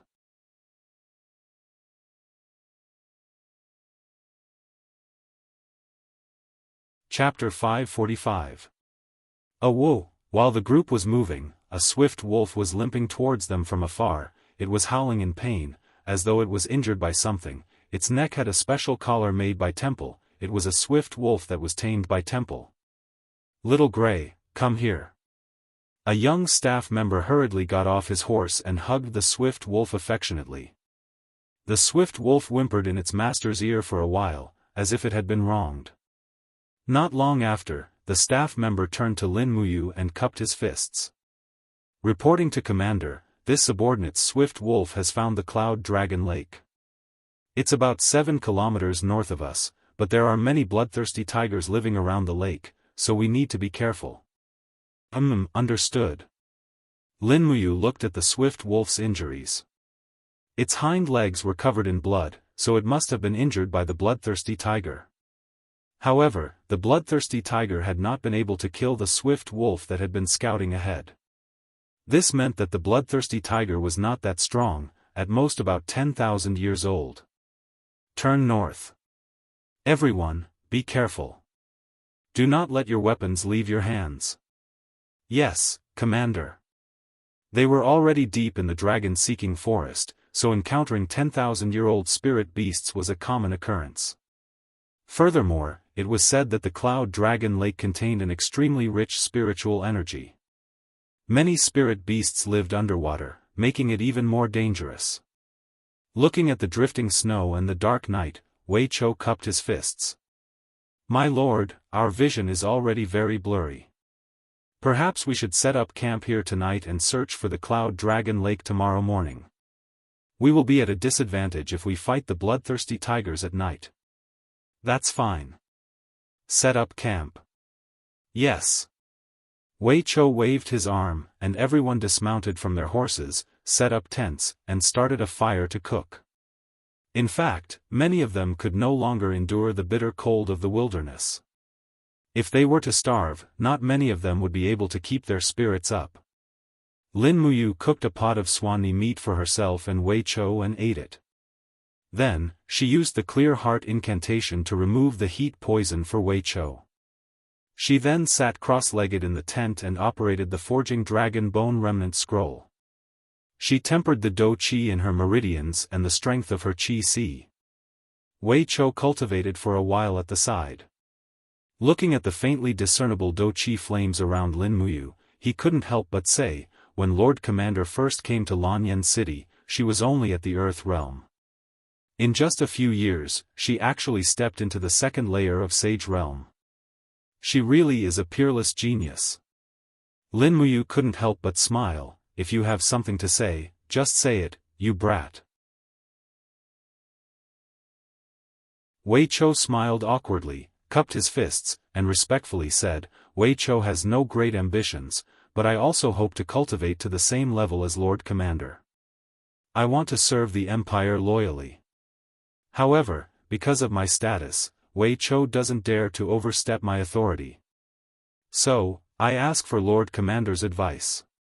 Do you know why my cultivation speed is faster than others? This subordinate doesn't know, because of the Forging Dragon Bone Remnant Scroll. Forging Dragon Bone Remnant Scroll? Wei Chou was startled. That's right. Lin Muyu took a deep breath, and patiently explained, although the Forging Dragon Bone Remnant Scroll is only an incomplete scroll, the mental cultivation method can remold the blood vessels, and continuously temper the Qi Si and the true Qi and Dou Qi in the Qi Si. It can expand the capacity of the Qi Si, increase the cultivation realm, and cleanse the marrow. It can make one's cultivation completely new. However, the requirements are very high. What requirements? Wei Chou asked. The bone of a true dragon is required to temper the blood vessels. Lin Muyu frowned, thinking back to the pain of assimilating the piece of true dragon bone Qin Yin had given her. She simply didn't want to go through it again. She raised her head to look at Wei Chou's ardent eyes, and couldn't help but smile, saying, logically speaking, the Forging Dragon Bone Remnant Scroll is not something ordinary people can cultivate, but I've been cultivating it for so many years, and have a different understanding of this mental cultivation method. I'm currently trying to rewrite the first and second volumes of the Forging Dragon Bone Remnant Scroll so that ordinary people can also cultivate it. Not to mention remold the blood vessels, but at least cleanse the marrow is not a problem, and it can also greatly increase the speed of cultivation. Wei Chou was overjoyed, saying, My lord, can you teach it to Wei Chou? Lin Muyu couldn't help but smile, patting his shoulder, saying, You, Sen, Shui, Fengxi, and the others are all people closest to me. Naturally, I will teach it to you. Don't worry, perhaps in the future, the Forging Dragon Bone Remnant Scroll will become a common mental cultivation method for the martial artists of the Empire. That's great, this subordinate thanks the general in advance. Wei Chou was especially excited, his heart filled with wild joy. If it really was as Lin Muyu said, then there was hope for him to step into the Saint Realm, and even if he cultivated bitterly for the rest of his life, he might be able to step into the legendary Divine Realm. Those ancient legends couldn't compare to might be his, and this was the dream of every martial cultivator. That night, Lin Muyu wrote down an improved and simplified version of the Forging Dragon Bone Remnant Scroll on the parchment, but she didn't seem very satisfied, and needed to slowly improve it. So she didn't give it to Wei Chou, hugging the parchment in her bosom and going to sleep. Of course, at this moment, Lin Muyu would never have thought that a simple thought of hers would make him a grandmaster of this generation on this continent, an existence on the level of martial god that everyone praised. The next morning, when he woke up early, the snow had yet to stop, and there was a vast expanse of whiteness everywhere. Wei Chou had already cooked meat soup outside the tent. He brought a bowl in and said with a smile, "Commander, it's time for breakfast." "Okay." Lin Muyu chewed his teeth, brushed his teeth, and washed his face with the water that melted from the snow. He only felt that his face was cold. Good heavens, using ice water to wash his face in the cold winter was really a severe test for his skin. When he walked out of the tent, he only felt that the layer of frost on his face was falling off piece by piece. The weather was really too cold. Outside, a group of soldiers from the Longdan army camp and the staff of the Divine Sanctum were shivering, their faces pale. Wei Chou said, "Sir, the temperature today is at least 10 degrees lower than yesterday. Looking at the weather, it's likely that the dragon forest will be sealed off by the heavy snow. Although spring is coming, we should prepare some rations to survive the winter. Maybe we can only return to Lanyan City when the snow melts in spring. Do we still have the messenger bird we brought with us?" "Yes, send a letter to His Highness. Just say that we might be sealed off in the mountains by the heavy snow, and tell His Highness not to worry about us." "Yes." Lin Muyu flipped onto the horse, looked at everyone, and said, "If you're full, break camp and set off. The real battle begins now." Everyone saluted in unison, then packed up their equipment and mounted their horses. Snowflakes fell on his shoulders, lapels, and armor. Lin Muyu did not circulate his battle armor to resist the cold. This seemed to be a habit that he had developed. He wanted to preserve his strength as much as possible. In a place like the Dragon Forest, no one knew what would happen in the next moment. Even though Lin Muyu had the Spirit Meridian technique, he did not dare to be too careless. The group traveled through the forest and mountain ranges. It had only been snowing for a day and a night, but the snow was already 40 centimeters deep. If it continued to snow for another 4 or 5 days, the snow would most likely reach a depth of 2 meters. Normal people would not be able to traverse through the snow, and the entire forest would also be covered in snow. That would be the legendary snow-sealing mountain. Lin Muyu's heart was pounding as she looked at the vast expanse of white snow. It appeared that she really would not be able to find the flaming black tortoise. In such frigid weather, the tortoises had most likely already gone into hibernation in their caves, right? After traveling for around 4 to 5 kilometers, a tiger's roar rang out in the distance. Sure enough, it was a 9,200-year-old bloodthirsty tiger with fiery red fur all over its body. Flames were swirling around its paws, and it was lying on top of a massive rock on the mountain range. It was glaring at Lin Muyu and the others from afar, looking as if it were going to pounce down at any moment. "They're finally here." A faint smile appeared on Lin Muyu's face. Wei Chou cupped his fists and said, "Milord, leave this bloodthirsty tiger to us. We can't let Milord fight all the time, or else we'll become useless people." "Alright, but you guys have to be careful." "Don't worry, Milord." Wei Chou nodded with a smile, then looked at Bai Yin and said, "Take our men and get ready to go." "Alright." The two of them led a few dozen men and charged forward along the mountain path. Wei Chou held his longbow and pulled back the bowstring.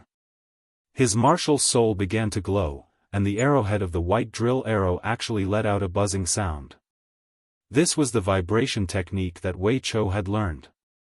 By infusing his martial soul into the arrow would spiral and shoot, greatly increasing the destructive power of the arrowhead. Wei Chou had once pierced through the bodies of 3 armor demons with a single arrow. His arm strength and archery skills were not just for show.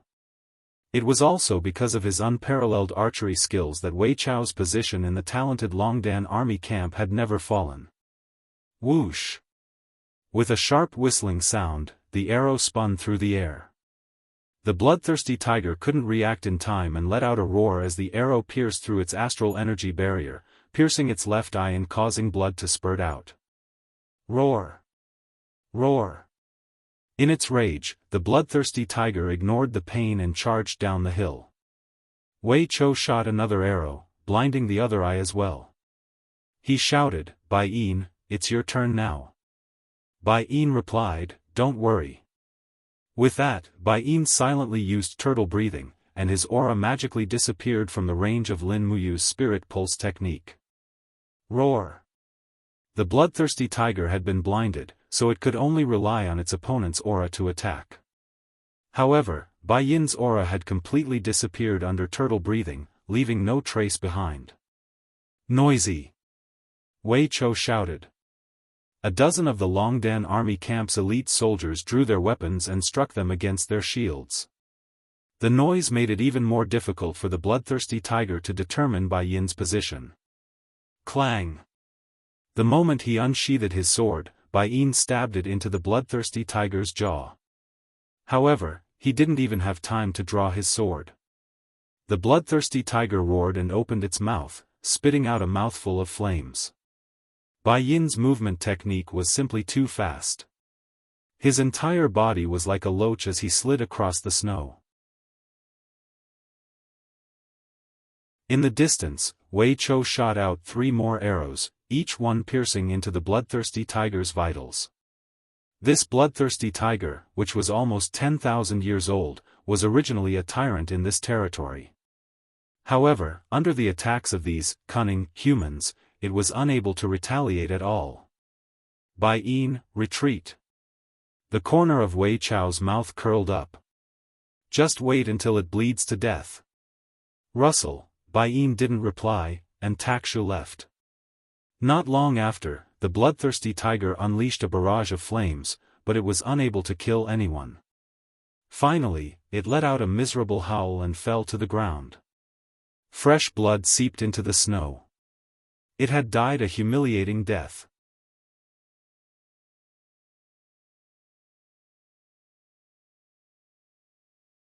Chapter 546. Milord, what do you think of our battle tactics? Wei Chou asked with a slightly smug smile. Lin Muyu nodded happily. Good. Good. Good. If you can cooperate like this in battle, it won't be difficult for you to kill a saint. Work hard. Yes, milord. It was true that 2 heavenly realm cultivators had easily taken care of a nearly 10,000-year-old bloodthirsty tiger. This was too shocking, but Wei Chou and Bai Yin had done it, and that was because they had fully utilized their advantages. Wei Chou's arm strength and archery, while Bai Yin's turtle-breathing technique hid his aura. As long as these 2 advantages were fully utilized, the bloodthirsty tiger's death was inevitable. After digging out the 9,200-year-old fire-type spirit stone, Lin Muyu tossed it into her cosmos sack and said, "Let's continue in search of the Cloud Dragon Lake." Yes, milord. As they moved forward, they encountered another 7,400-year-old bloodthirsty tiger, which was also taken care of by Wei Chou and Bai Yin. However, when they encountered a third bloodthirsty tiger, a 1,700-year-old one, Wei Chou and Bai Yin did not attack it. Instead, they used Lin Muyu's gourd vines to capture it. Then, a staff member of the Holy Temple with moderate cultivation used the beast-taming art to fuse with it. The bloodthirsty tiger was an overlord-level spirit beast that comprehended the law of fire. It was also a very precious spirit pet, especially one that was easily tamed at such a young age. It was practically a treasure. As the beast-taming art written by Lin Muyu slowly spread, those with decent cultivation in the imperial capital could basically fuse with a spirit beast. Everyone called it a spirit pet, and the scions of the nobility naturally began to compare the excellence of their spirit pets for fun. As a result, the business of spirit pets in the various merchant guilds became especially popular. Many fearless mercenaries also entered the dragon search forest to hunt spirit beasts. Every day, there would be an endless stream of mercenaries who would tie up spirit beasts in cages and send them into the city. The horse's hooves left footprints in the snow as Lin Muyu urged her horse forward slowly. Bai Yin frowned and said, "What's going on? Logically speaking, we should have already reached Cloud Dragon Lake." In front of them was a vast expanse of white flatland. Lin Muyu raised her eyebrows and dismounted from the horse. She quickly wiped the snow off the ground with her hands. When she wiped it clean, she discovered that there was actually a layer of ice underneath the snow. "We're already on the Cloud Dragon Lake," Wei Chou said after being stunned for a while. Bai Yin said, "Then, where is that blazing black tortoise?" Logically speaking, the blazing black tortoise should be on the shore of the Cloud Dragon Lake. Damn it, could it be that the blazing black tortoise is already extinct? Then we really came for nothing. Don't be discouraged. Lin Muyu shook her head and said, "Let's go back. We seem to have gone too far." Riding on Taksha's back, Lin Muyu closed his eyes and slowly extended his spirit pulse technique. However, he still could not find any traces of the blazing black tortoises. He frowned and could not figure it out. He clenched his fist and immediately, a wisp of golden divine power surged into his Yi. It was Fushi's divine power. Using Fushi's divine power as the source of power, he activated the spirit pulse technique to probe again. This time, the spirit pulse technique's insight seemed to have increased by a few orders of magnitude. He could even detect the auras of insects, snakes, and rats underground. At the same time, deep underground on the shore of the Cloud Dragon Lake, Lin Muyu sensed that there was already fire energy resting at a depth of nearly 10 meters underground. Found it. He opened his eyes confidently and pointed his sword straight at a spot dozens of meters in front of him. He said, "Men, dig from here. About 10 meters away, we will be able to find the hibernating blazing black tortoise." "Yes, sir." A group of soldiers waved their shovels excitedly and started digging. As the soil flew, the pit became deeper and deeper. Meanwhile, the fire aura was getting stronger. Lin Muyu held his star's sword and stood guard at the side. He could not let the soldiers who were digging the pit suffer any losses. After waiting for a while, there was a sudden clang. A soldier's shovel broke into two. It seemed like he had dug up something very hard. It was something that could break steel. It was extraordinarily hard. "Be careful. Move away," Lin Muyu said loudly. "Yes." Everyone picked up their shovels and climbed out of the pit. Lin Muyu raised her hand to summon the 7 luminary celestial gourd. Numerous gourd vines surged out of the ground and lifted up the hibernating big fellow.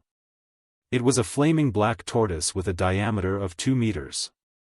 The flaming black tortoise's shell was in the shape of a sheet on its back. It could be bent, and when it coiled up, it looked like a huge fire lizard. Swish swish, it slowly opened its eyes from hibernation. When it saw Lin Muyu and the others, it immediately became violent. It roared angrily and the shell on its back stood up. Flames surged and swept the gourd vines toward Lin Muyu. At this time, Lin Muyu also saw it clearly. It was a 4,700-year-old blazing black tortoise. It could be considered a cub. "Commander, be careful. It's fine." Lin Muyu laughed and raised her hand. The fiery Red King's combat flame danced and pushed forward. Suddenly, there was a bang, and the blazing black tortoise was forced to take a few steps back. Its curled-up body also slowly spread out. It lay on the ground and yelled at Lin Muyu. It seemed to be very angry. However, more and more golden gourd vines appeared. Lin Muyu's invisible domain also gradually descended and suppressed the little guy's anger. A 4,700-year-old black tortoise. Whoever has the confidence to tame it can come and try. Let me try. In the crowd, a strong man in his 40s walked over with a sword in his hand. With a low shout, the spiritual power of the beast-taming tactic surged out of Yi and began to communicate with the black tortoise. His body was enshrouded with a faint fighting spirit. He was a strong man in the heaven realm, a gold star instructor of the holy temple. Not long after, beads of sweat appeared on his bald head. Lin Muyu said, "If you can't do it, don't force yourself. He shook his head and closed his eyes. Commander, let me try again. Okay. Suddenly, the Gold Star instructor groaned and spat out a mouthful of blood. The blood turned into a blood mist and shrouded the head of the blazing black tortoise. Was this the legendary blood contract? Lin Muyu couldn't help laughing, but she could clearly feel that the violent mood of the black tortoise was slowly calming down. Soon after, the Gold Star instructor opened his eyes and reached out to touch the head of the black tortoise. He said with a smile, "Little guy, follow me from now on. I promise you will have enough to eat and drink." The psychic fusion was successful. Lin Muyu couldn't help but be overjoyed. Not bad. The Gold Star instructor was also overjoyed. He cupped his fists and said, "Thank you for giving me such an opportunity, Commander." Lin Muyu nodded and pointed not far away. "There's another one there. Keep digging, and there. There are blazing black tortoises there too. Don't be tired, keep digging." Yes. Everyone was beaming with joy. Now, they could basically confirm that this trip to the Dragon Forest was not a waste. At the same time, Lingnanziha country, by Ling City's main hall. Qi Ni wore a black robe embroidered with dark golden dragon patterns. It was a dragon robe. No one knew when he had gotten used to wearing a dragon robe. Long Qianlin, Ji Yao, Qin Huan, and the other generals stood on both sides. The civil and military officials were extremely respectful. Qi Ni slowly raised his arm and said with a smile, "Come, invite the fire dance deity king for an audience." The eunuch outside the hall said loudly, "Commander invites the fire dance deity king into the hall." However, there was no sound from outside. Instead, a crack in the air in the hall was torn open by a purple light. A beautiful woman walked out barefoot from the crack. Her beautiful face carried a disdainful smile. She wore a light muslin dress and slowly raised her snow-white arm. She bowed in the air and said with a smile, "This little girl, Ouyang Yan, pays respect to Commander." Qi Ni quickly got down from the dragon throne and cupped his fists, saying, "Fire Dance Deity King is the deity of the heaven realm. She stands above all things in the mortal world. There's no need to be so courteous. Men, prepare a seat for Fire Dance Deity King." A few guards carried a golden seat and placed it under the king's step closest to the dragon throne. Qi Ni very respectfully waved his hand and said with a smile, "Fire Dance Deity King, please take a seat. Commander is too courteous." Ouyang Yan did not take a seat. Instead, she stepped on the air and walked towards Qi Ni. Every step she took in the air created a flame ripple, as graceful and magical as the water of a fairy. She walked straight into the main hall, her feet lightly landing on the armrest of the dragon throne. Her delicate body took advantage of this and lay on the back of the dragon throne like a soft spirit snake. The light gauze on her body flowed down her beautiful body like water. She smiled and said, "It's still more comfortable here." Qi Ni's expression was extremely ugly. He turned to look at Ouyang Yan and took several steps back. He cupped his fists and said, "Today, I've seen Fire Dance Deity King's beauty. You're truly the most beautiful woman in the world. Lord Fire Dance Deity King has descended upon the mortal world and brought glory to the three realms. You're truly a blessing to the three realms." Below the king's step, Ji Yao's face was filled with anger. His hand grasped the hilt of his sword and he said in a low voice, "How disrespectful this woman is." Long Qianlin quickly pressed down on Ji Yao's palm. His eyes were filled with fierceness as he said indifferently, "Commander Ji, do you want to die?" Ji Yao was stunned. He saw Ouyang Yan shooting him a gaze filled with killing intent. This gaze sent a chill down his spine. He felt as if he had fallen into an ice cave. He could not say a word. Hee, Ouyang Yan suddenly smiled sweetly. Her body flashed and landed on the seat that was prepared for her. Her figure gracefully landed on the seat. Auspicious clouds appeared around her, making her look like a fairy. She said, "Thank you for such courtesy, Commander." Qin Yi heaved a sigh of relief. He cupped his fists and said, "Lord Fire Dance Deity is too courteous. This is what we from the mortal world should do. I, Qin Yi, have a presumptuous request. I hope Lord Fire Dance Deity will not refuse." "Oh, what presumptuous request?" Ouyang Yen crossed one of her long legs and asked with a smile. Qin Yi cupped his fists and said, "The southern ridges Iha country is filled with outstanding talents. The land is fertile and the world is beautiful. The common people hope that the heaven world will have the blessing of a great deity. Therefore, I hope that Lord Fire Dance Deity will not look down on the position of Iha country's imperial preceptor." "Imperial preceptor?" Ouyang Yen smiled.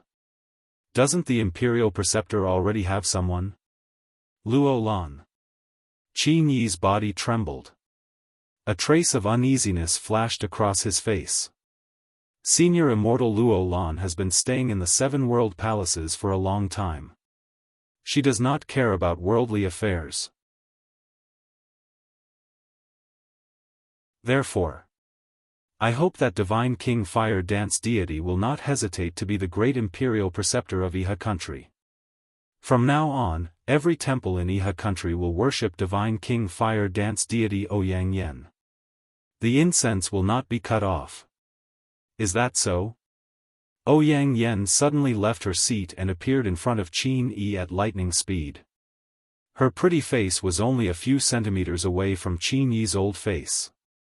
She looked at Qin Yi with a smile and said, "I'm not Luo Lan.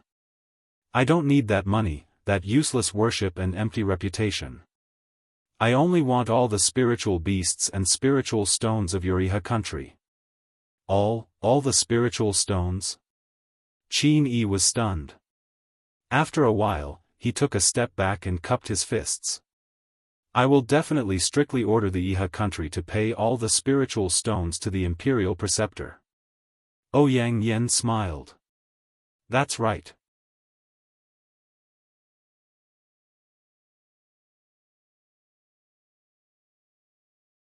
Chapter 547. The Heaven Gorge was a huge gorge that stretched for thousands of miles. White clouds lingered in the depths of the gorge. Although it was winter, it was full of spring. Hundreds of flowers bloomed, creating a beautiful scene. Between 2 huge mountain ranges, a majestic city stood in the middle of the mountains. The city was built with white jade bricks, looking solemn and solemn. The buildings in the city crisscrossed, and rows of cavalrymen wearing golden armors and riding on majestic war horses flew across the city, looking very busy. Hua hua. The warm wind made his cloak flutter. Among the magnificent pavilions, Qianfeng was wearing a marshal's military uniform with a helmet under his armpit, respectfully stepping into the palace step by step. "Marshal Qianfeng, you're here." The head of the royal guards greeted respectfully. "Yes, the Divine Emperor summoned me," Qianfeng said. "Go in." "Yes." The doors of the hall slowly opened. It was dark inside, all the windows were sealed shut. When Qianfeng stepped into the hall, the doors behind him slowly closed. It was already dark inside, but Qianfeng's cultivation base was profound. He could judge the terrain by the aura and walked in. He suddenly knelt down on one knee and said in a deep voice, "Subordinate Qianfeng pays respect to His Majesty God Emperor." In the darkness, strands of blood-red combat energy rose up, illuminating the person sitting on the throne. He was wearing a gilded cloak, and his face was hidden under the cloak. However, his voice was very loud and clear. He faintly said, "The marshal has finally returned. How is the training going?" Qianfeng said, "I have just grasped the profound meaning of the Qianquan battle technique. I still need some time to practice. Moreover, the armor demons are too clumsy. It is quite difficult to train them in battle techniques. I'll have to trouble you to train the troops, Marshal." Demon King's face was still hidden under the cloak. "There are many outstanding cultivators in the celestial race, but the one who knows the most about the human army is still you, Marshal." Among the two marshals, Lei Chong is reckless, he can only lead the troops and not strategize. The future of the celestial race is in your hands, Marshal. Qianfeng cupped his fist and said, "This subordinate will not disappoint you, Your Majesty God Emperor." In addition to the armor demons, this subordinate has also recruited the Sky Hunters in the Heaven Gorge. The Sky Hunters are of the same lineage as the high-level celestial race, but they are born with moon eyes and have excellent archery skills. They can hit the target from 200 meters away. They will be a great help to the celestial race. Demon King said, "The Sky Hunters are originally the descendants of the celestial race. It is a great fortune for Marshal to let them serve the celestial race. Also, this subordinate has ordered the human craftsman to forge the giant crossbow and train a group of armor demons to learn how to use the crossbow. This kind of giant crossbow is about 2 meters long and can only be used by the armor demons with great strength. The impact when shooting is strong, I believe it can break the humans' arrow boxes. In addition, this subordinate has also ordered the human craftsman to mine and smelt iron to forge a large number of armors and shields for the armor demons. With the shields and the body defense, I believe that even the humans' white diamond arrows will not be able to penetrate the defense of the armor demons." "Good, very good." Demon King smiled faintly and said, "Our celestial race has Marshal Qianfeng, I have nothing to worry about. Marshal, can you send someone to the human empire and Iha country to inquire about the situation?" Qianfeng smiled faintly and said, "This subordinate has been bribing the human spies to provide us with information.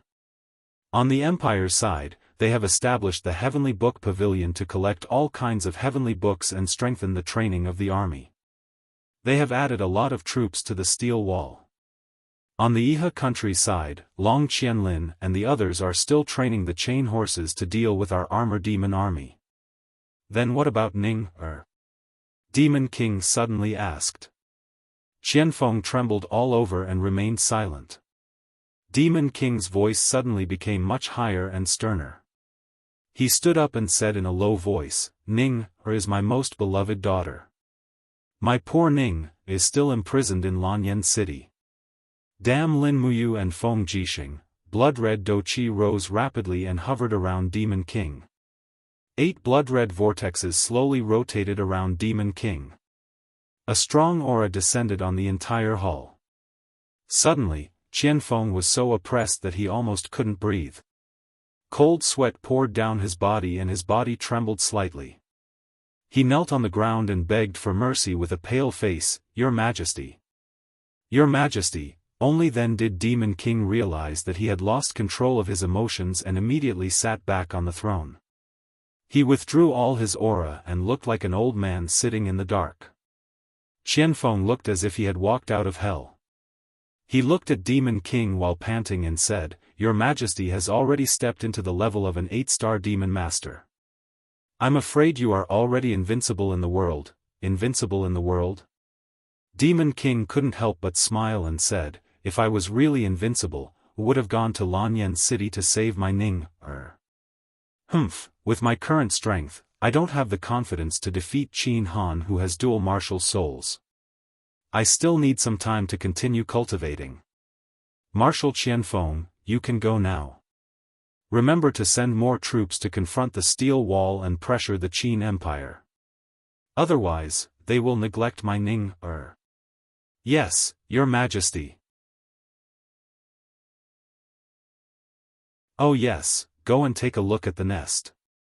I believe you will like the new species in the nest." Qianfeng was startled. He cupped his fists and said, "Yes, I will go and take a look now." "Go. I need to rest for a while. Remember to visit Jing more often. She is your fiancée. Don't neglect her." "Yes." Qianfeng turned around and left. However, his heart was in a mess. Qin Yin's beautiful face appeared in his mind. He couldn't help but shake his head to get rid of this horrible thought. Dang! The door of the temple closed again. Demon King Feng Yuan slowly lifted his cloak. An old face appeared under the dim light. He was hale and hearty. He said indifferently, "Saint Sovereign, what do you think of Qianfeng?" In the darkness, an old man in a black robe walked out and stood respectfully beside Demon King Feng Yuan. He said, "Qianfeng is both brave and intelligent. He is a famous general of our celestial race. Didn't His Majesty decide to leave the Tongtian Gorge because of Qianfeng's appearance? But, from what I can see, Marshal Qianfeng's mind is not on Her Highness Feng Jing. How can I not know?" A trace of coldness flashed across the demon monarch's face as he said, "But we are in need of manpower, so let's not bother about him. As long as Qianfeng is loyal to the god race and helps us conquer the Shattered Cauldron realm, it will be enough." Saint Sovereign smiled. "Your Majesty is wise. How is the situation in the heaven domain? Saint Sovereign should be able to see something from the worm nest, right?" The heaven domain. Saint Sovereign sighed and said, "A war of gods has already broken out in the millions of star realms. The 7 luminaries demon emperor is very powerful. He has dozens of god emperors and hundreds of god kings who are good at fighting. All the gods in the celestial domain are already in awe of him. If they don't unite, I'm afraid the 7 luminaries demon emperor will eventually unify the heaven domain." But what? "But the 7 luminaries demon emperor is ruthless and unreasonable. He doesn't follow the heavenly Tao. With his conquest, I'm afraid the god emperors of the sky beyond Avalon will be displeased. If the gods of the sky beyond Avalon join this war of gods, the outcome will be hard to predict. Is there any other situation?" "Yes." Saint Sovereign said respectfully, "In the war of gods a few months ago, the dancing flame god king, Ouyang Yen, was defeated. Her godhead was stolen and she fell to the lower realm with a broken body. Coincidentally, she landed in the Shattered Cauldron world and became a crippled god, who lost her godhead. However, her strength is still not to be underestimated. When she was in the heaven domain, her cultivation was already very close to the God Emperor realm. Now, in the Shattered Cauldron world, even without a godhead, she can still intimidate everyone." Demon King Feng Yuan squinted his eyes and asked with a smile, "How is Ouyang Yan's current strength compared to Saint Sovereign's?" Saint Sovereign smiled. "Within 100 moves, I can kill Ouyang Yan." "Yes." The Demon King said faintly, "This is Saint Sovereign's true strength." Sigh. "It's just that I'm not strong enough. Otherwise, I would have gone to Lanyan City and brought Ning home." Saint Sovereign cupped his fists and said, "Your Majesty, don't let your emotions affect your decisions. His Highness Ning is eating and drinking well in Lanyan City. Lin Muyu and Feng Jixing aren't vicious people, so they will naturally treat His Highness well. However, if your Majesty goes to Lanyan City, even if you can kill Qin Han, the battle between gods will definitely cause ripples in the heavenly lake. Once the 7 luminaries demon emperor sees the ripples in the heavenly lake, I'm afraid he won't let it go. After all, he treats Lin Muyu like his own younger brother." "I understand. Thank you, Saint Sovereign. However, once the time is ripe, I will definitely send my army to Lanyan City and demand that Qin Yin hand over the throne and the world." "Yes, my emperor is wise."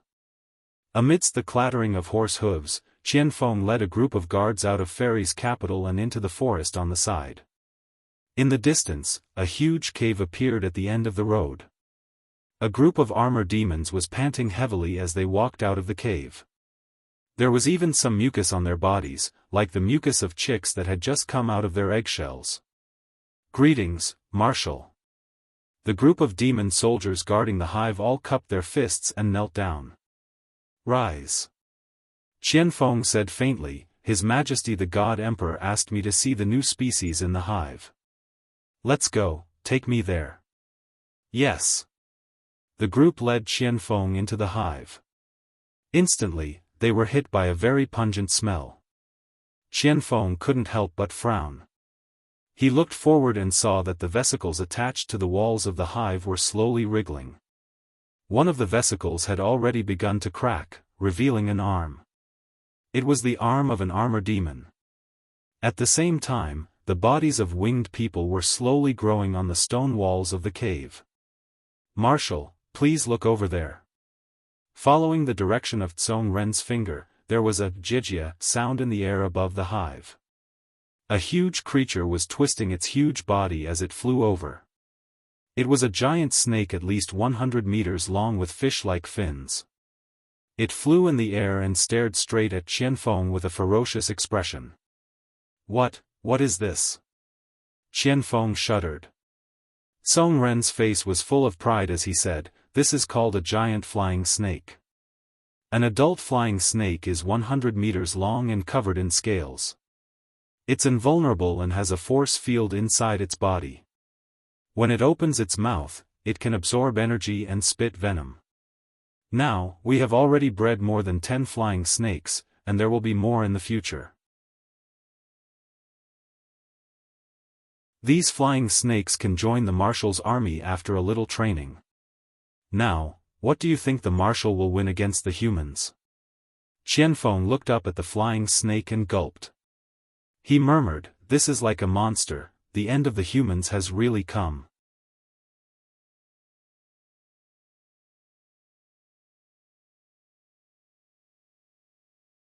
Chapter 548. Phew, in the cave, Feng Jixing suddenly exhaled a mouthful of turbid air. Faint golden Sanskrit characters slowly rotated around him. When he looked up, he saw that the dim cave had suddenly become brighter. It was as if the cave had been pierced through. Auspicious clouds surrounded the cave, and thousands of Buddhist lights shone down from the sky onto his body. The kindness of the common people and the Buddha heart seeped into his spiritual field, making him feel comfortable all over. Although Feng Jixing didn't truly study Buddhism, he who had kindness in his heart quickly comprehended the Buddha heart. Raising his head, he saw many gods and Buddhas standing in great numbers. The Buddhas looked at him with benevolence, as though they were welcoming a new Buddha heart disciple. Feng Jixing's body trembled, perhaps out of excitement, or perhaps out of inexplicable nervousness. The next moment, the images of the Buddhas fell one by one, turning into Buddhist lights and entering Feng Jixing's body. Suddenly, everything turned dark. The illusion disappeared, and he returned to the darkness in the cave of Eagle Nest Mountain. Feng Jixing clicked his tongue in wonder, but he didn't know that he had already comprehended the Buddha's heart. But when he circulated his qi, the sound of Sanskrit resounded in his ears again.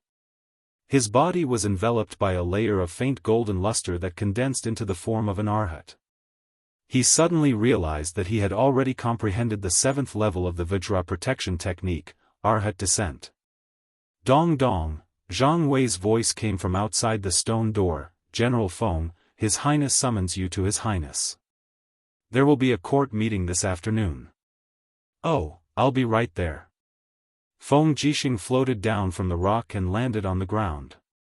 After he opened the stone door, a dazzling ray of sunlight shone on his face, making him feel especially comfortable.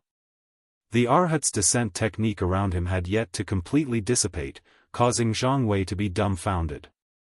He said, "Commander Feng. You have comprehended the 7th level of Vajra's protection?" "That's right." Feng Jixing smiled and said, "The diamond protection divine art is indeed a unique art. It is very powerful." Zhang Wei touched his nose and said, "General Feng, you must not tell Commander Yu about this." "Why?" "An Arhat has descended. This means that General Feng has already entered Buddhism. In other words, he has become a monk. Commander Yu will laugh at you for not being able to find a wife." "How dare he?" Feng Jixing clenched his fists, and his eyes were filled with righteous indignation. "You, this stinking brat, has won the most beautiful women in Lanyan City, Her Highness Yin, Princess Shi, and Chu Yao, the 3 great beauties. He definitely won't mercilessly laugh at me for not being able to find a wife." Zhang Wei laughed heartily. "General Feng, don't be so agitated. A few days ago, one of the Fire Sparrow Division's hall masters, Lei Wantong, came to the Imperial Army camp, saying that he wanted to arrange a marriage for you. His second daughter, Lei Xiaodai, is already 16 years old and can be married off. He said that if General Feng is interested, there is no harm in marrying Lei Xiaodai. It can also be considered a wonderful thing. Lei Xiaodai? Feng Jixing frowned and said, is it that Lei Xiaodai who weighs 245 kilograms? I, Feng Jixing, will never compromise even if I have to be alone for the rest of my life. Zhang Wei, you don't have to say any more, or else you will be punished according to military law. Yes, Commander. Let's go eat something before entering the hall. Sir, I'm afraid we won't be able to make it in time. There is only an hour left before the court assembly, and it will take about an hour to go from Eagle Nest Mountain to Zetian Hall. Why don't you bear with it for a while and eat your fill after the court assembly? But I haven't eaten for 3 days. Io, sir, you are a Holy King level expert after all. It won't be a big deal if you starve for a while. Let's go quickly. If His Highness blames us for being late for the court assembly, we won't be able to bear the consequences. Commander Yu has gone to the Dragon Forest to carry out official duties. If you don't attend the court assembly, His Highness will be alone and helpless. All right then, Feng Jixing rubbed his stomach, and his stomach responded with a goo-goo sound. Only when he had recovered from his cultivation did he feel the surging feeling of hunger. He could only groan inwardly bitterly as he mounted his horse and led dozens of Imperial Army soldiers from Eagle Nest Mountain to Lanyan City. In the afternoon, Zetian Hall was surrounded by groups of soldiers. The number of Imperial Guards had already been restored to 200 people. Qin Yan, as the commander, was currently standing at the side of the Great Hall with an iron spear in his hand. His gaze was calm as he looked at the ministers of the Empire entering the hall. On the side, the commanders of the Dragon Guard and Tiger Guard were all outstanding cultivators selected from the Holy Temple. They stood extremely respectfully at Qin Yan's side.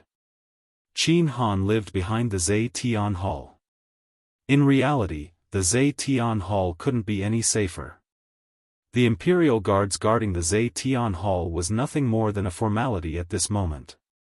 Right at this moment, Tang Lan walked up the stone step by step with the support of Tang Xiaoxi. He was already very old, and his cultivation was low. How could he withstand the torment of the passing of time?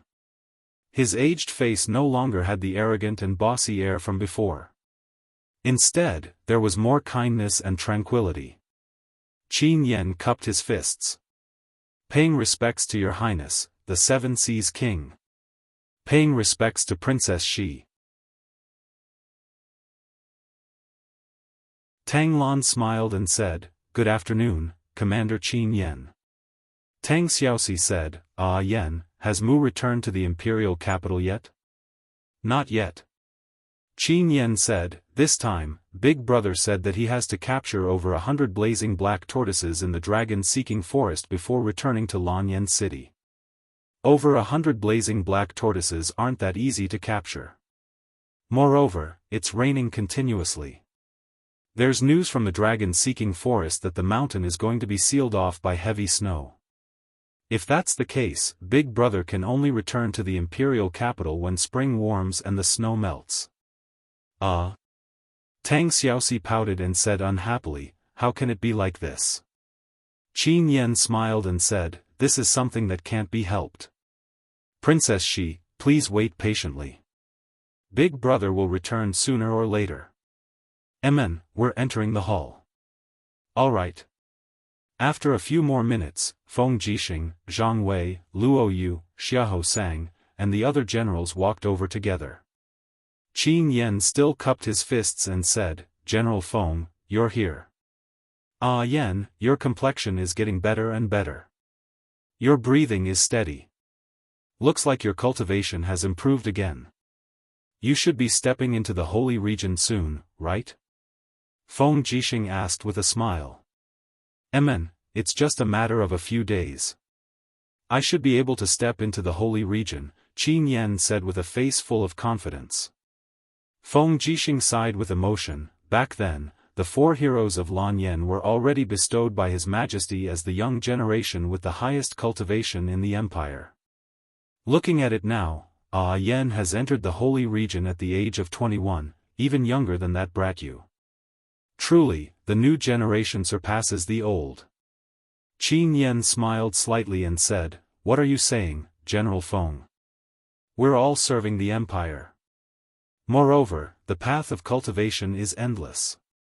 Who knows, I might be stuck at a certain realm for tens of years one day. On the other hand, General Feng's beer is full. You should have achieved some success in your cultivation, right? Not bad, just hanging around." Feng Jixing patted his shoulder and said with a smile, "Then we're going in." Rumble, right at this moment, his stomach protested again. Qin Yan was stunned. "What's this sound?" Feng Jixing had an awkward expression. I came in a hurry and didn't have lunch. Hopefully, the afternoon court meeting can start a little faster." Go on, go on. If General Feng doesn't mind, I'll get the palace maids to prepare some hearts and send them over to you. No, you can't be special." As he spoke, Feng Jixing brought the 3 deputy commanders and stepped into the main hall. At this moment, almost everyone had arrived. Instead, Su Muyun arrived a little later with the help of Su Yu. Furthermore, there was a young man with an extraordinary appearance following behind him. He was wearing a green soft armor and was holding onto a metal spear that looked like it was made by nature. Qin Yan immediately extended his hand to stop him and said, "Your Highness, this is my godson, Luo Xian." "I see. Young Master Luo Xian doesn't have a noble title yet. Please wait outside the main hall." "All right." Su Muyun nodded, turned around, and said to Luo Xian in a gentle voice, "Xian, wait here for a while. In a while, I will recommend you to Her Highness. At that time, just listen to the announcement and enter the main hall." "Yes, Father." Luo Xian stayed outside the main hall unwillingly and looked straight at Qin Yan with a provocative expression. Qin Yan was born a martial arts fanatic. Although he was young, his cultivation wasn't ordinary. Naturally, he also looked at Luo Xian coldly. However, Luo Xian didn't circulate his force, so Qin Yan couldn't see that this kid in front of him had the strength of a holy king. In the main hall, a group of officials stood in great numbers. Qin Yin was wearing an exquisite pale gold long dress. Her long hair was coiled up and strung together with a beast bone hairpin. This was bought by Lin Muyu when she and Lin Muyu were training in the White Leaves Forest. Although this beast bone hairpin was only worth 2 copper coins, to Qin Yin, it was especially meaningful. It was even more precious than those priceless jade hairpins on the Empress's dressing table. She walked gracefully to the front of the throne, dragging a graceful and luxurious golden robe behind her. Under the radiance of the radiance, the officials didn't dare to raise their heads to look at her. After Qin Yin sat down, the chief female official, Shangguan Jingyue, held a file and said, "This month's revenue and expenditure are as follows. North Ridge Province, K County, the Treasury has a revenue of 759,000 gold and expenditure of 346,000 gold, a net income of 413,000 gold. North Ridge Province, Zhoushe County, the Treasury has a revenue of 814,000 gold." All the officials listened attentively. After Shangguan Jingyue finished reporting the lengthy financial revenue, Qin Yin smiled and said, "Sirs, please report if there's anything. If there's nothing, the court is dismissed." Heavenly Book Pavilion Administrator Ji Lin immediately stepped out and cupped his fists and said, "Your Highness, Heavenly Book Pavilion is full of outstanding talents. The second young master of the Lu residence, young Master Lu Feng, wrote a book on the laws of thunder and lightning last night. I believe that in the near future, this child will definitely be able to write a heavenly book and enter the ranks of scholars. Good. Qin Yin smiled and said, Heavenly Book Pavilion indeed lives up to expectations. We still have to continue to work hard. Many thanks for your praise, Your Highness. Ji Lin stepped back and joined the ranks. His heart was filled with joy as he gained a sense of existence. At this time, Su Muyun stepped out of the ranks and cupped his fists, saying, Your Highness, this old man would like to recommend a peerless general to Your Highness. Oh, a peerless general? Qin Yin couldn't help but smile sweetly. Grandfather, who is this peerless general you speak of? Su Muyun said, It's this old man's godson, Luo Xian, who has been cultivating in the cloud-refining mountain range for dozens of years. Now, with his tyrannical cultivation, he is willing to serve the empire. He can take on great responsibilities.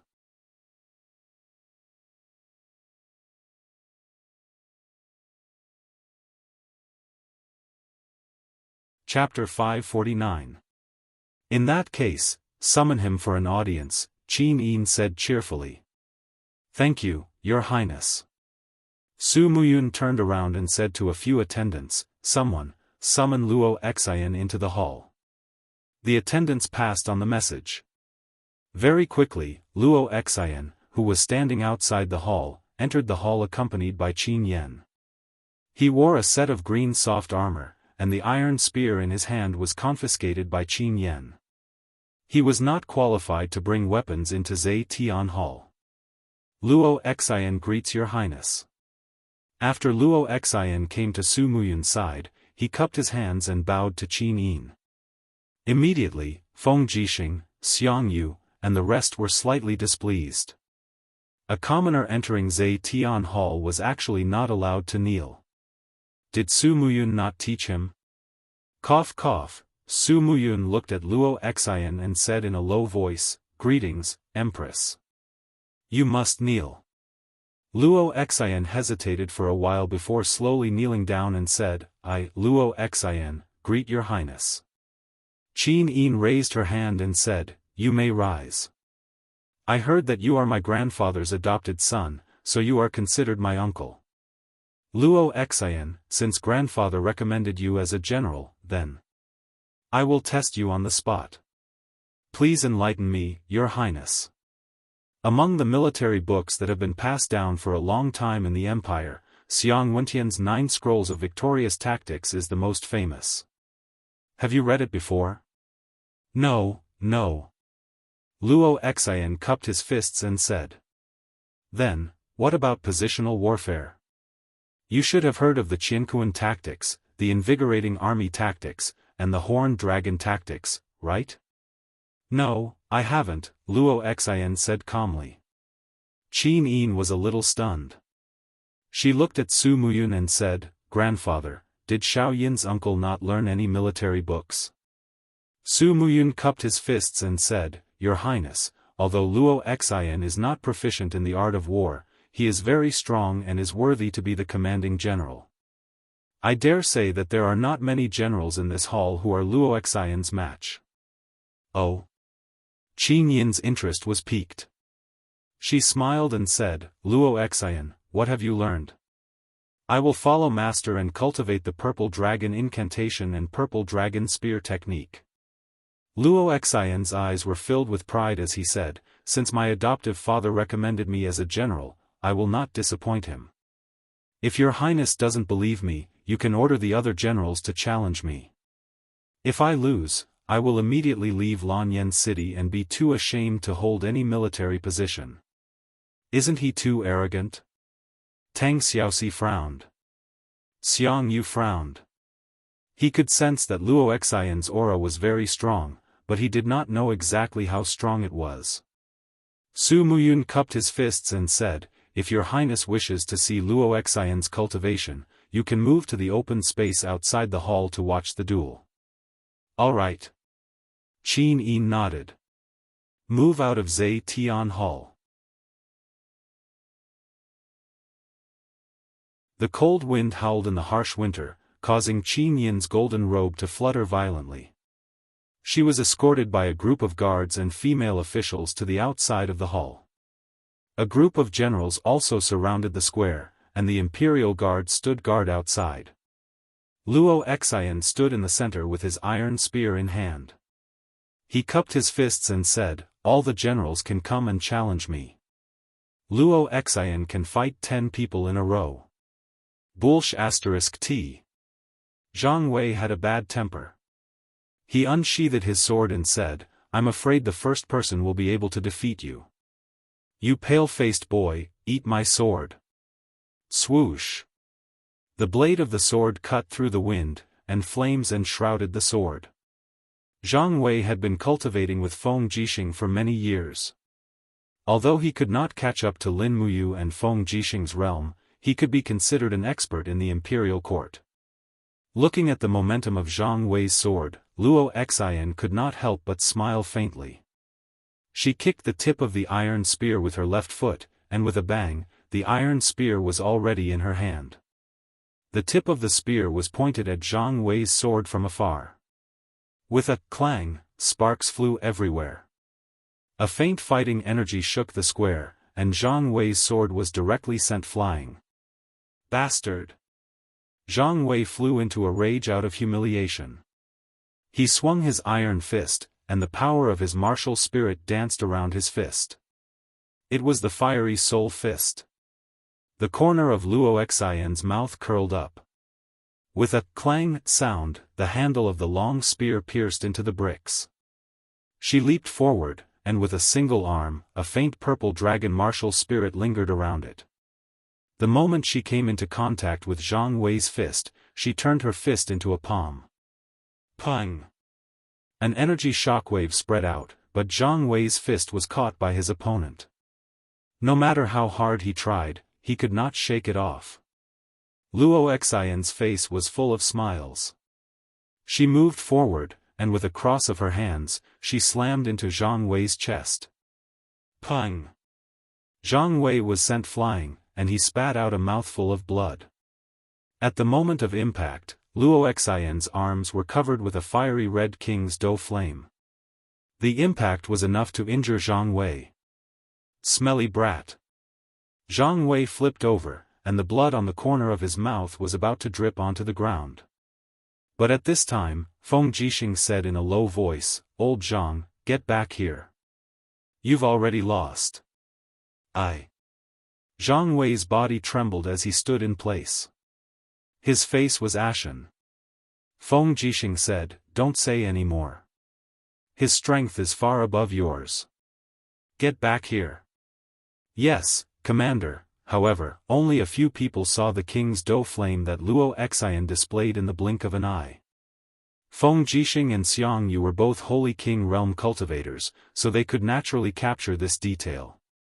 And Qin Yin and Tang Xiaoxi, whose cultivations weren't low, also saw it.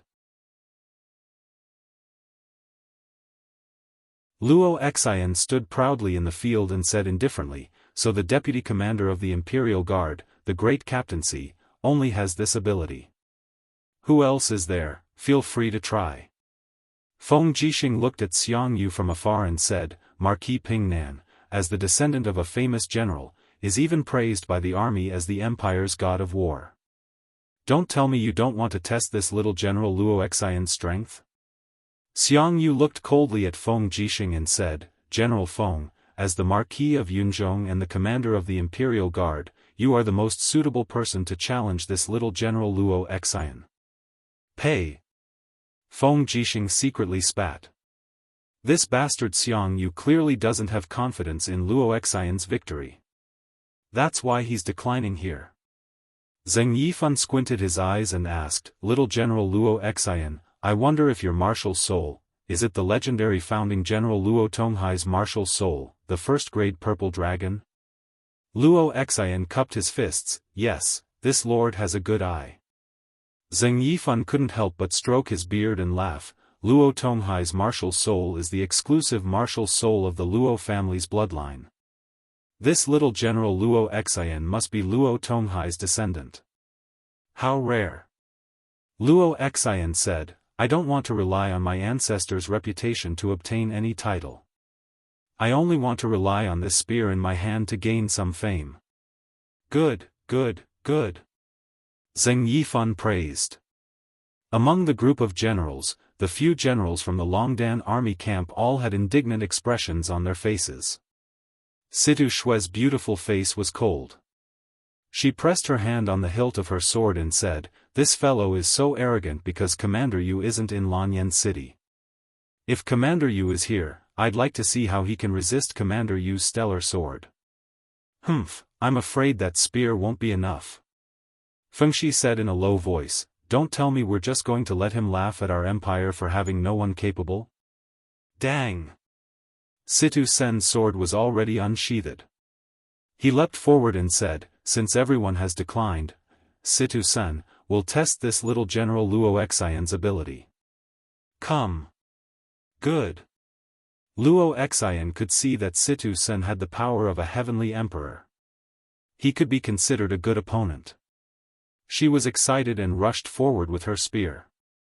She swung the spearhead, and with the power of her battle aura, she aimed straight at Situ Sen's chest.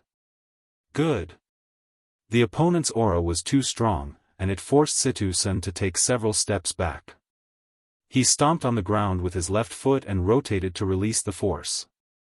He activated the revolving heart technique and swung his sword to form a whirlwind of energy, causing Luo Xian's spearhead to miss its target. He lifted his battle boot and kicked the spear. Pung!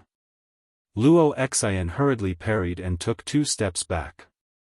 Her face was full of surprise. What an exquisite martial art! There's more. The Wind World. Situ Sen held his sword with both hands and leapt up. His body was in mid-air, and the blade pointed to the sky. Suddenly, the sky and earth darkened. Countless star power was concentrated in the sword. Situ Sen slashed down with great force, initial star aura. Oh my god! Feng Jixing was stunned. Isn't this you use star aura technique? Luo Xian was also stunned. This time, he did not hold back. The king's battle aura surged around his body, and his spear struck straight at Situ Sen's sword. Dang! Sparks flew everywhere. Under the strong impact of the king's battle aura, Situ Sen immediately spat out a mouthful of blood and flew backward. Luo Xian's strength stopped. A small amount of star power surged into his arms, and his battle aura was almost unable to circulate. His face was slightly pale, and he was secretly amazed. This mysterious star power was indeed extraordinary. Sha sha, his boots slid far away. Situ Sen was in a sorry state. He stabbed his sword into the bricks on the ground to stop his retreat. He couldn't help but say with a pale face, "King's battle aura. This King." At this moment, a clear voice came, "General Situ, this person is a Holy King Realm warrior.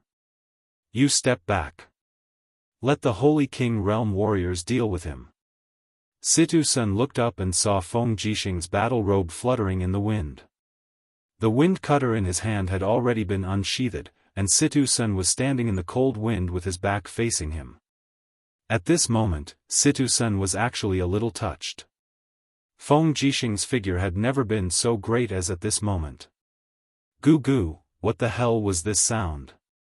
Situ Sen was puzzled. Swoosh swoosh, the Law of Wind's king's battle aura rapidly danced around his sword. Feng Jixing smiled slightly and said, "Imperial Guard Commander Feng Jixing, may I be so bold as to ask Little General to give me some pointers?" This was a truly tyrannical opponent. Luo Xian couldn't help but become serious. She raised her spear with both hands, and a fierce wind blew around her. The purple dragon martial soul clearly lingered around her body. Her aura and domain instantly rose to the peak. Pang pang pang, the surrounding floor tiles cracked and exploded one after another. The collision of the 2 great experts' domain pressure was already shocking enough before the 2 great experts even made a move. Everyone retreated to avoid being accidentally injured by the flying rocks. Your Highness, be careful. Shangguan Jingyue hurriedly said. Qin Yin didn't say a word. She spread out her saint domain and formed an invisible wall 2 meters in front of her. Dang dang dang, all the flying rocks were blocked. Tang Xiaoxi stood in front of Tang Lan to protect her. Her beautiful dress fluttered even though there was no wind. A scorching wind wall appeared in front of her, and the flying rocks instantly turned into ashes when they hit the wind wall. The leader of the 4 heroes of Lan and Yen, Feng Jixing. Luo Xian's face was full of a sneer. I will defeat you. You're tuning in to the Unparalleled SwordWill YouTube channel. Don't forget to subscribe and join us on this journey to catch the most captivating stories.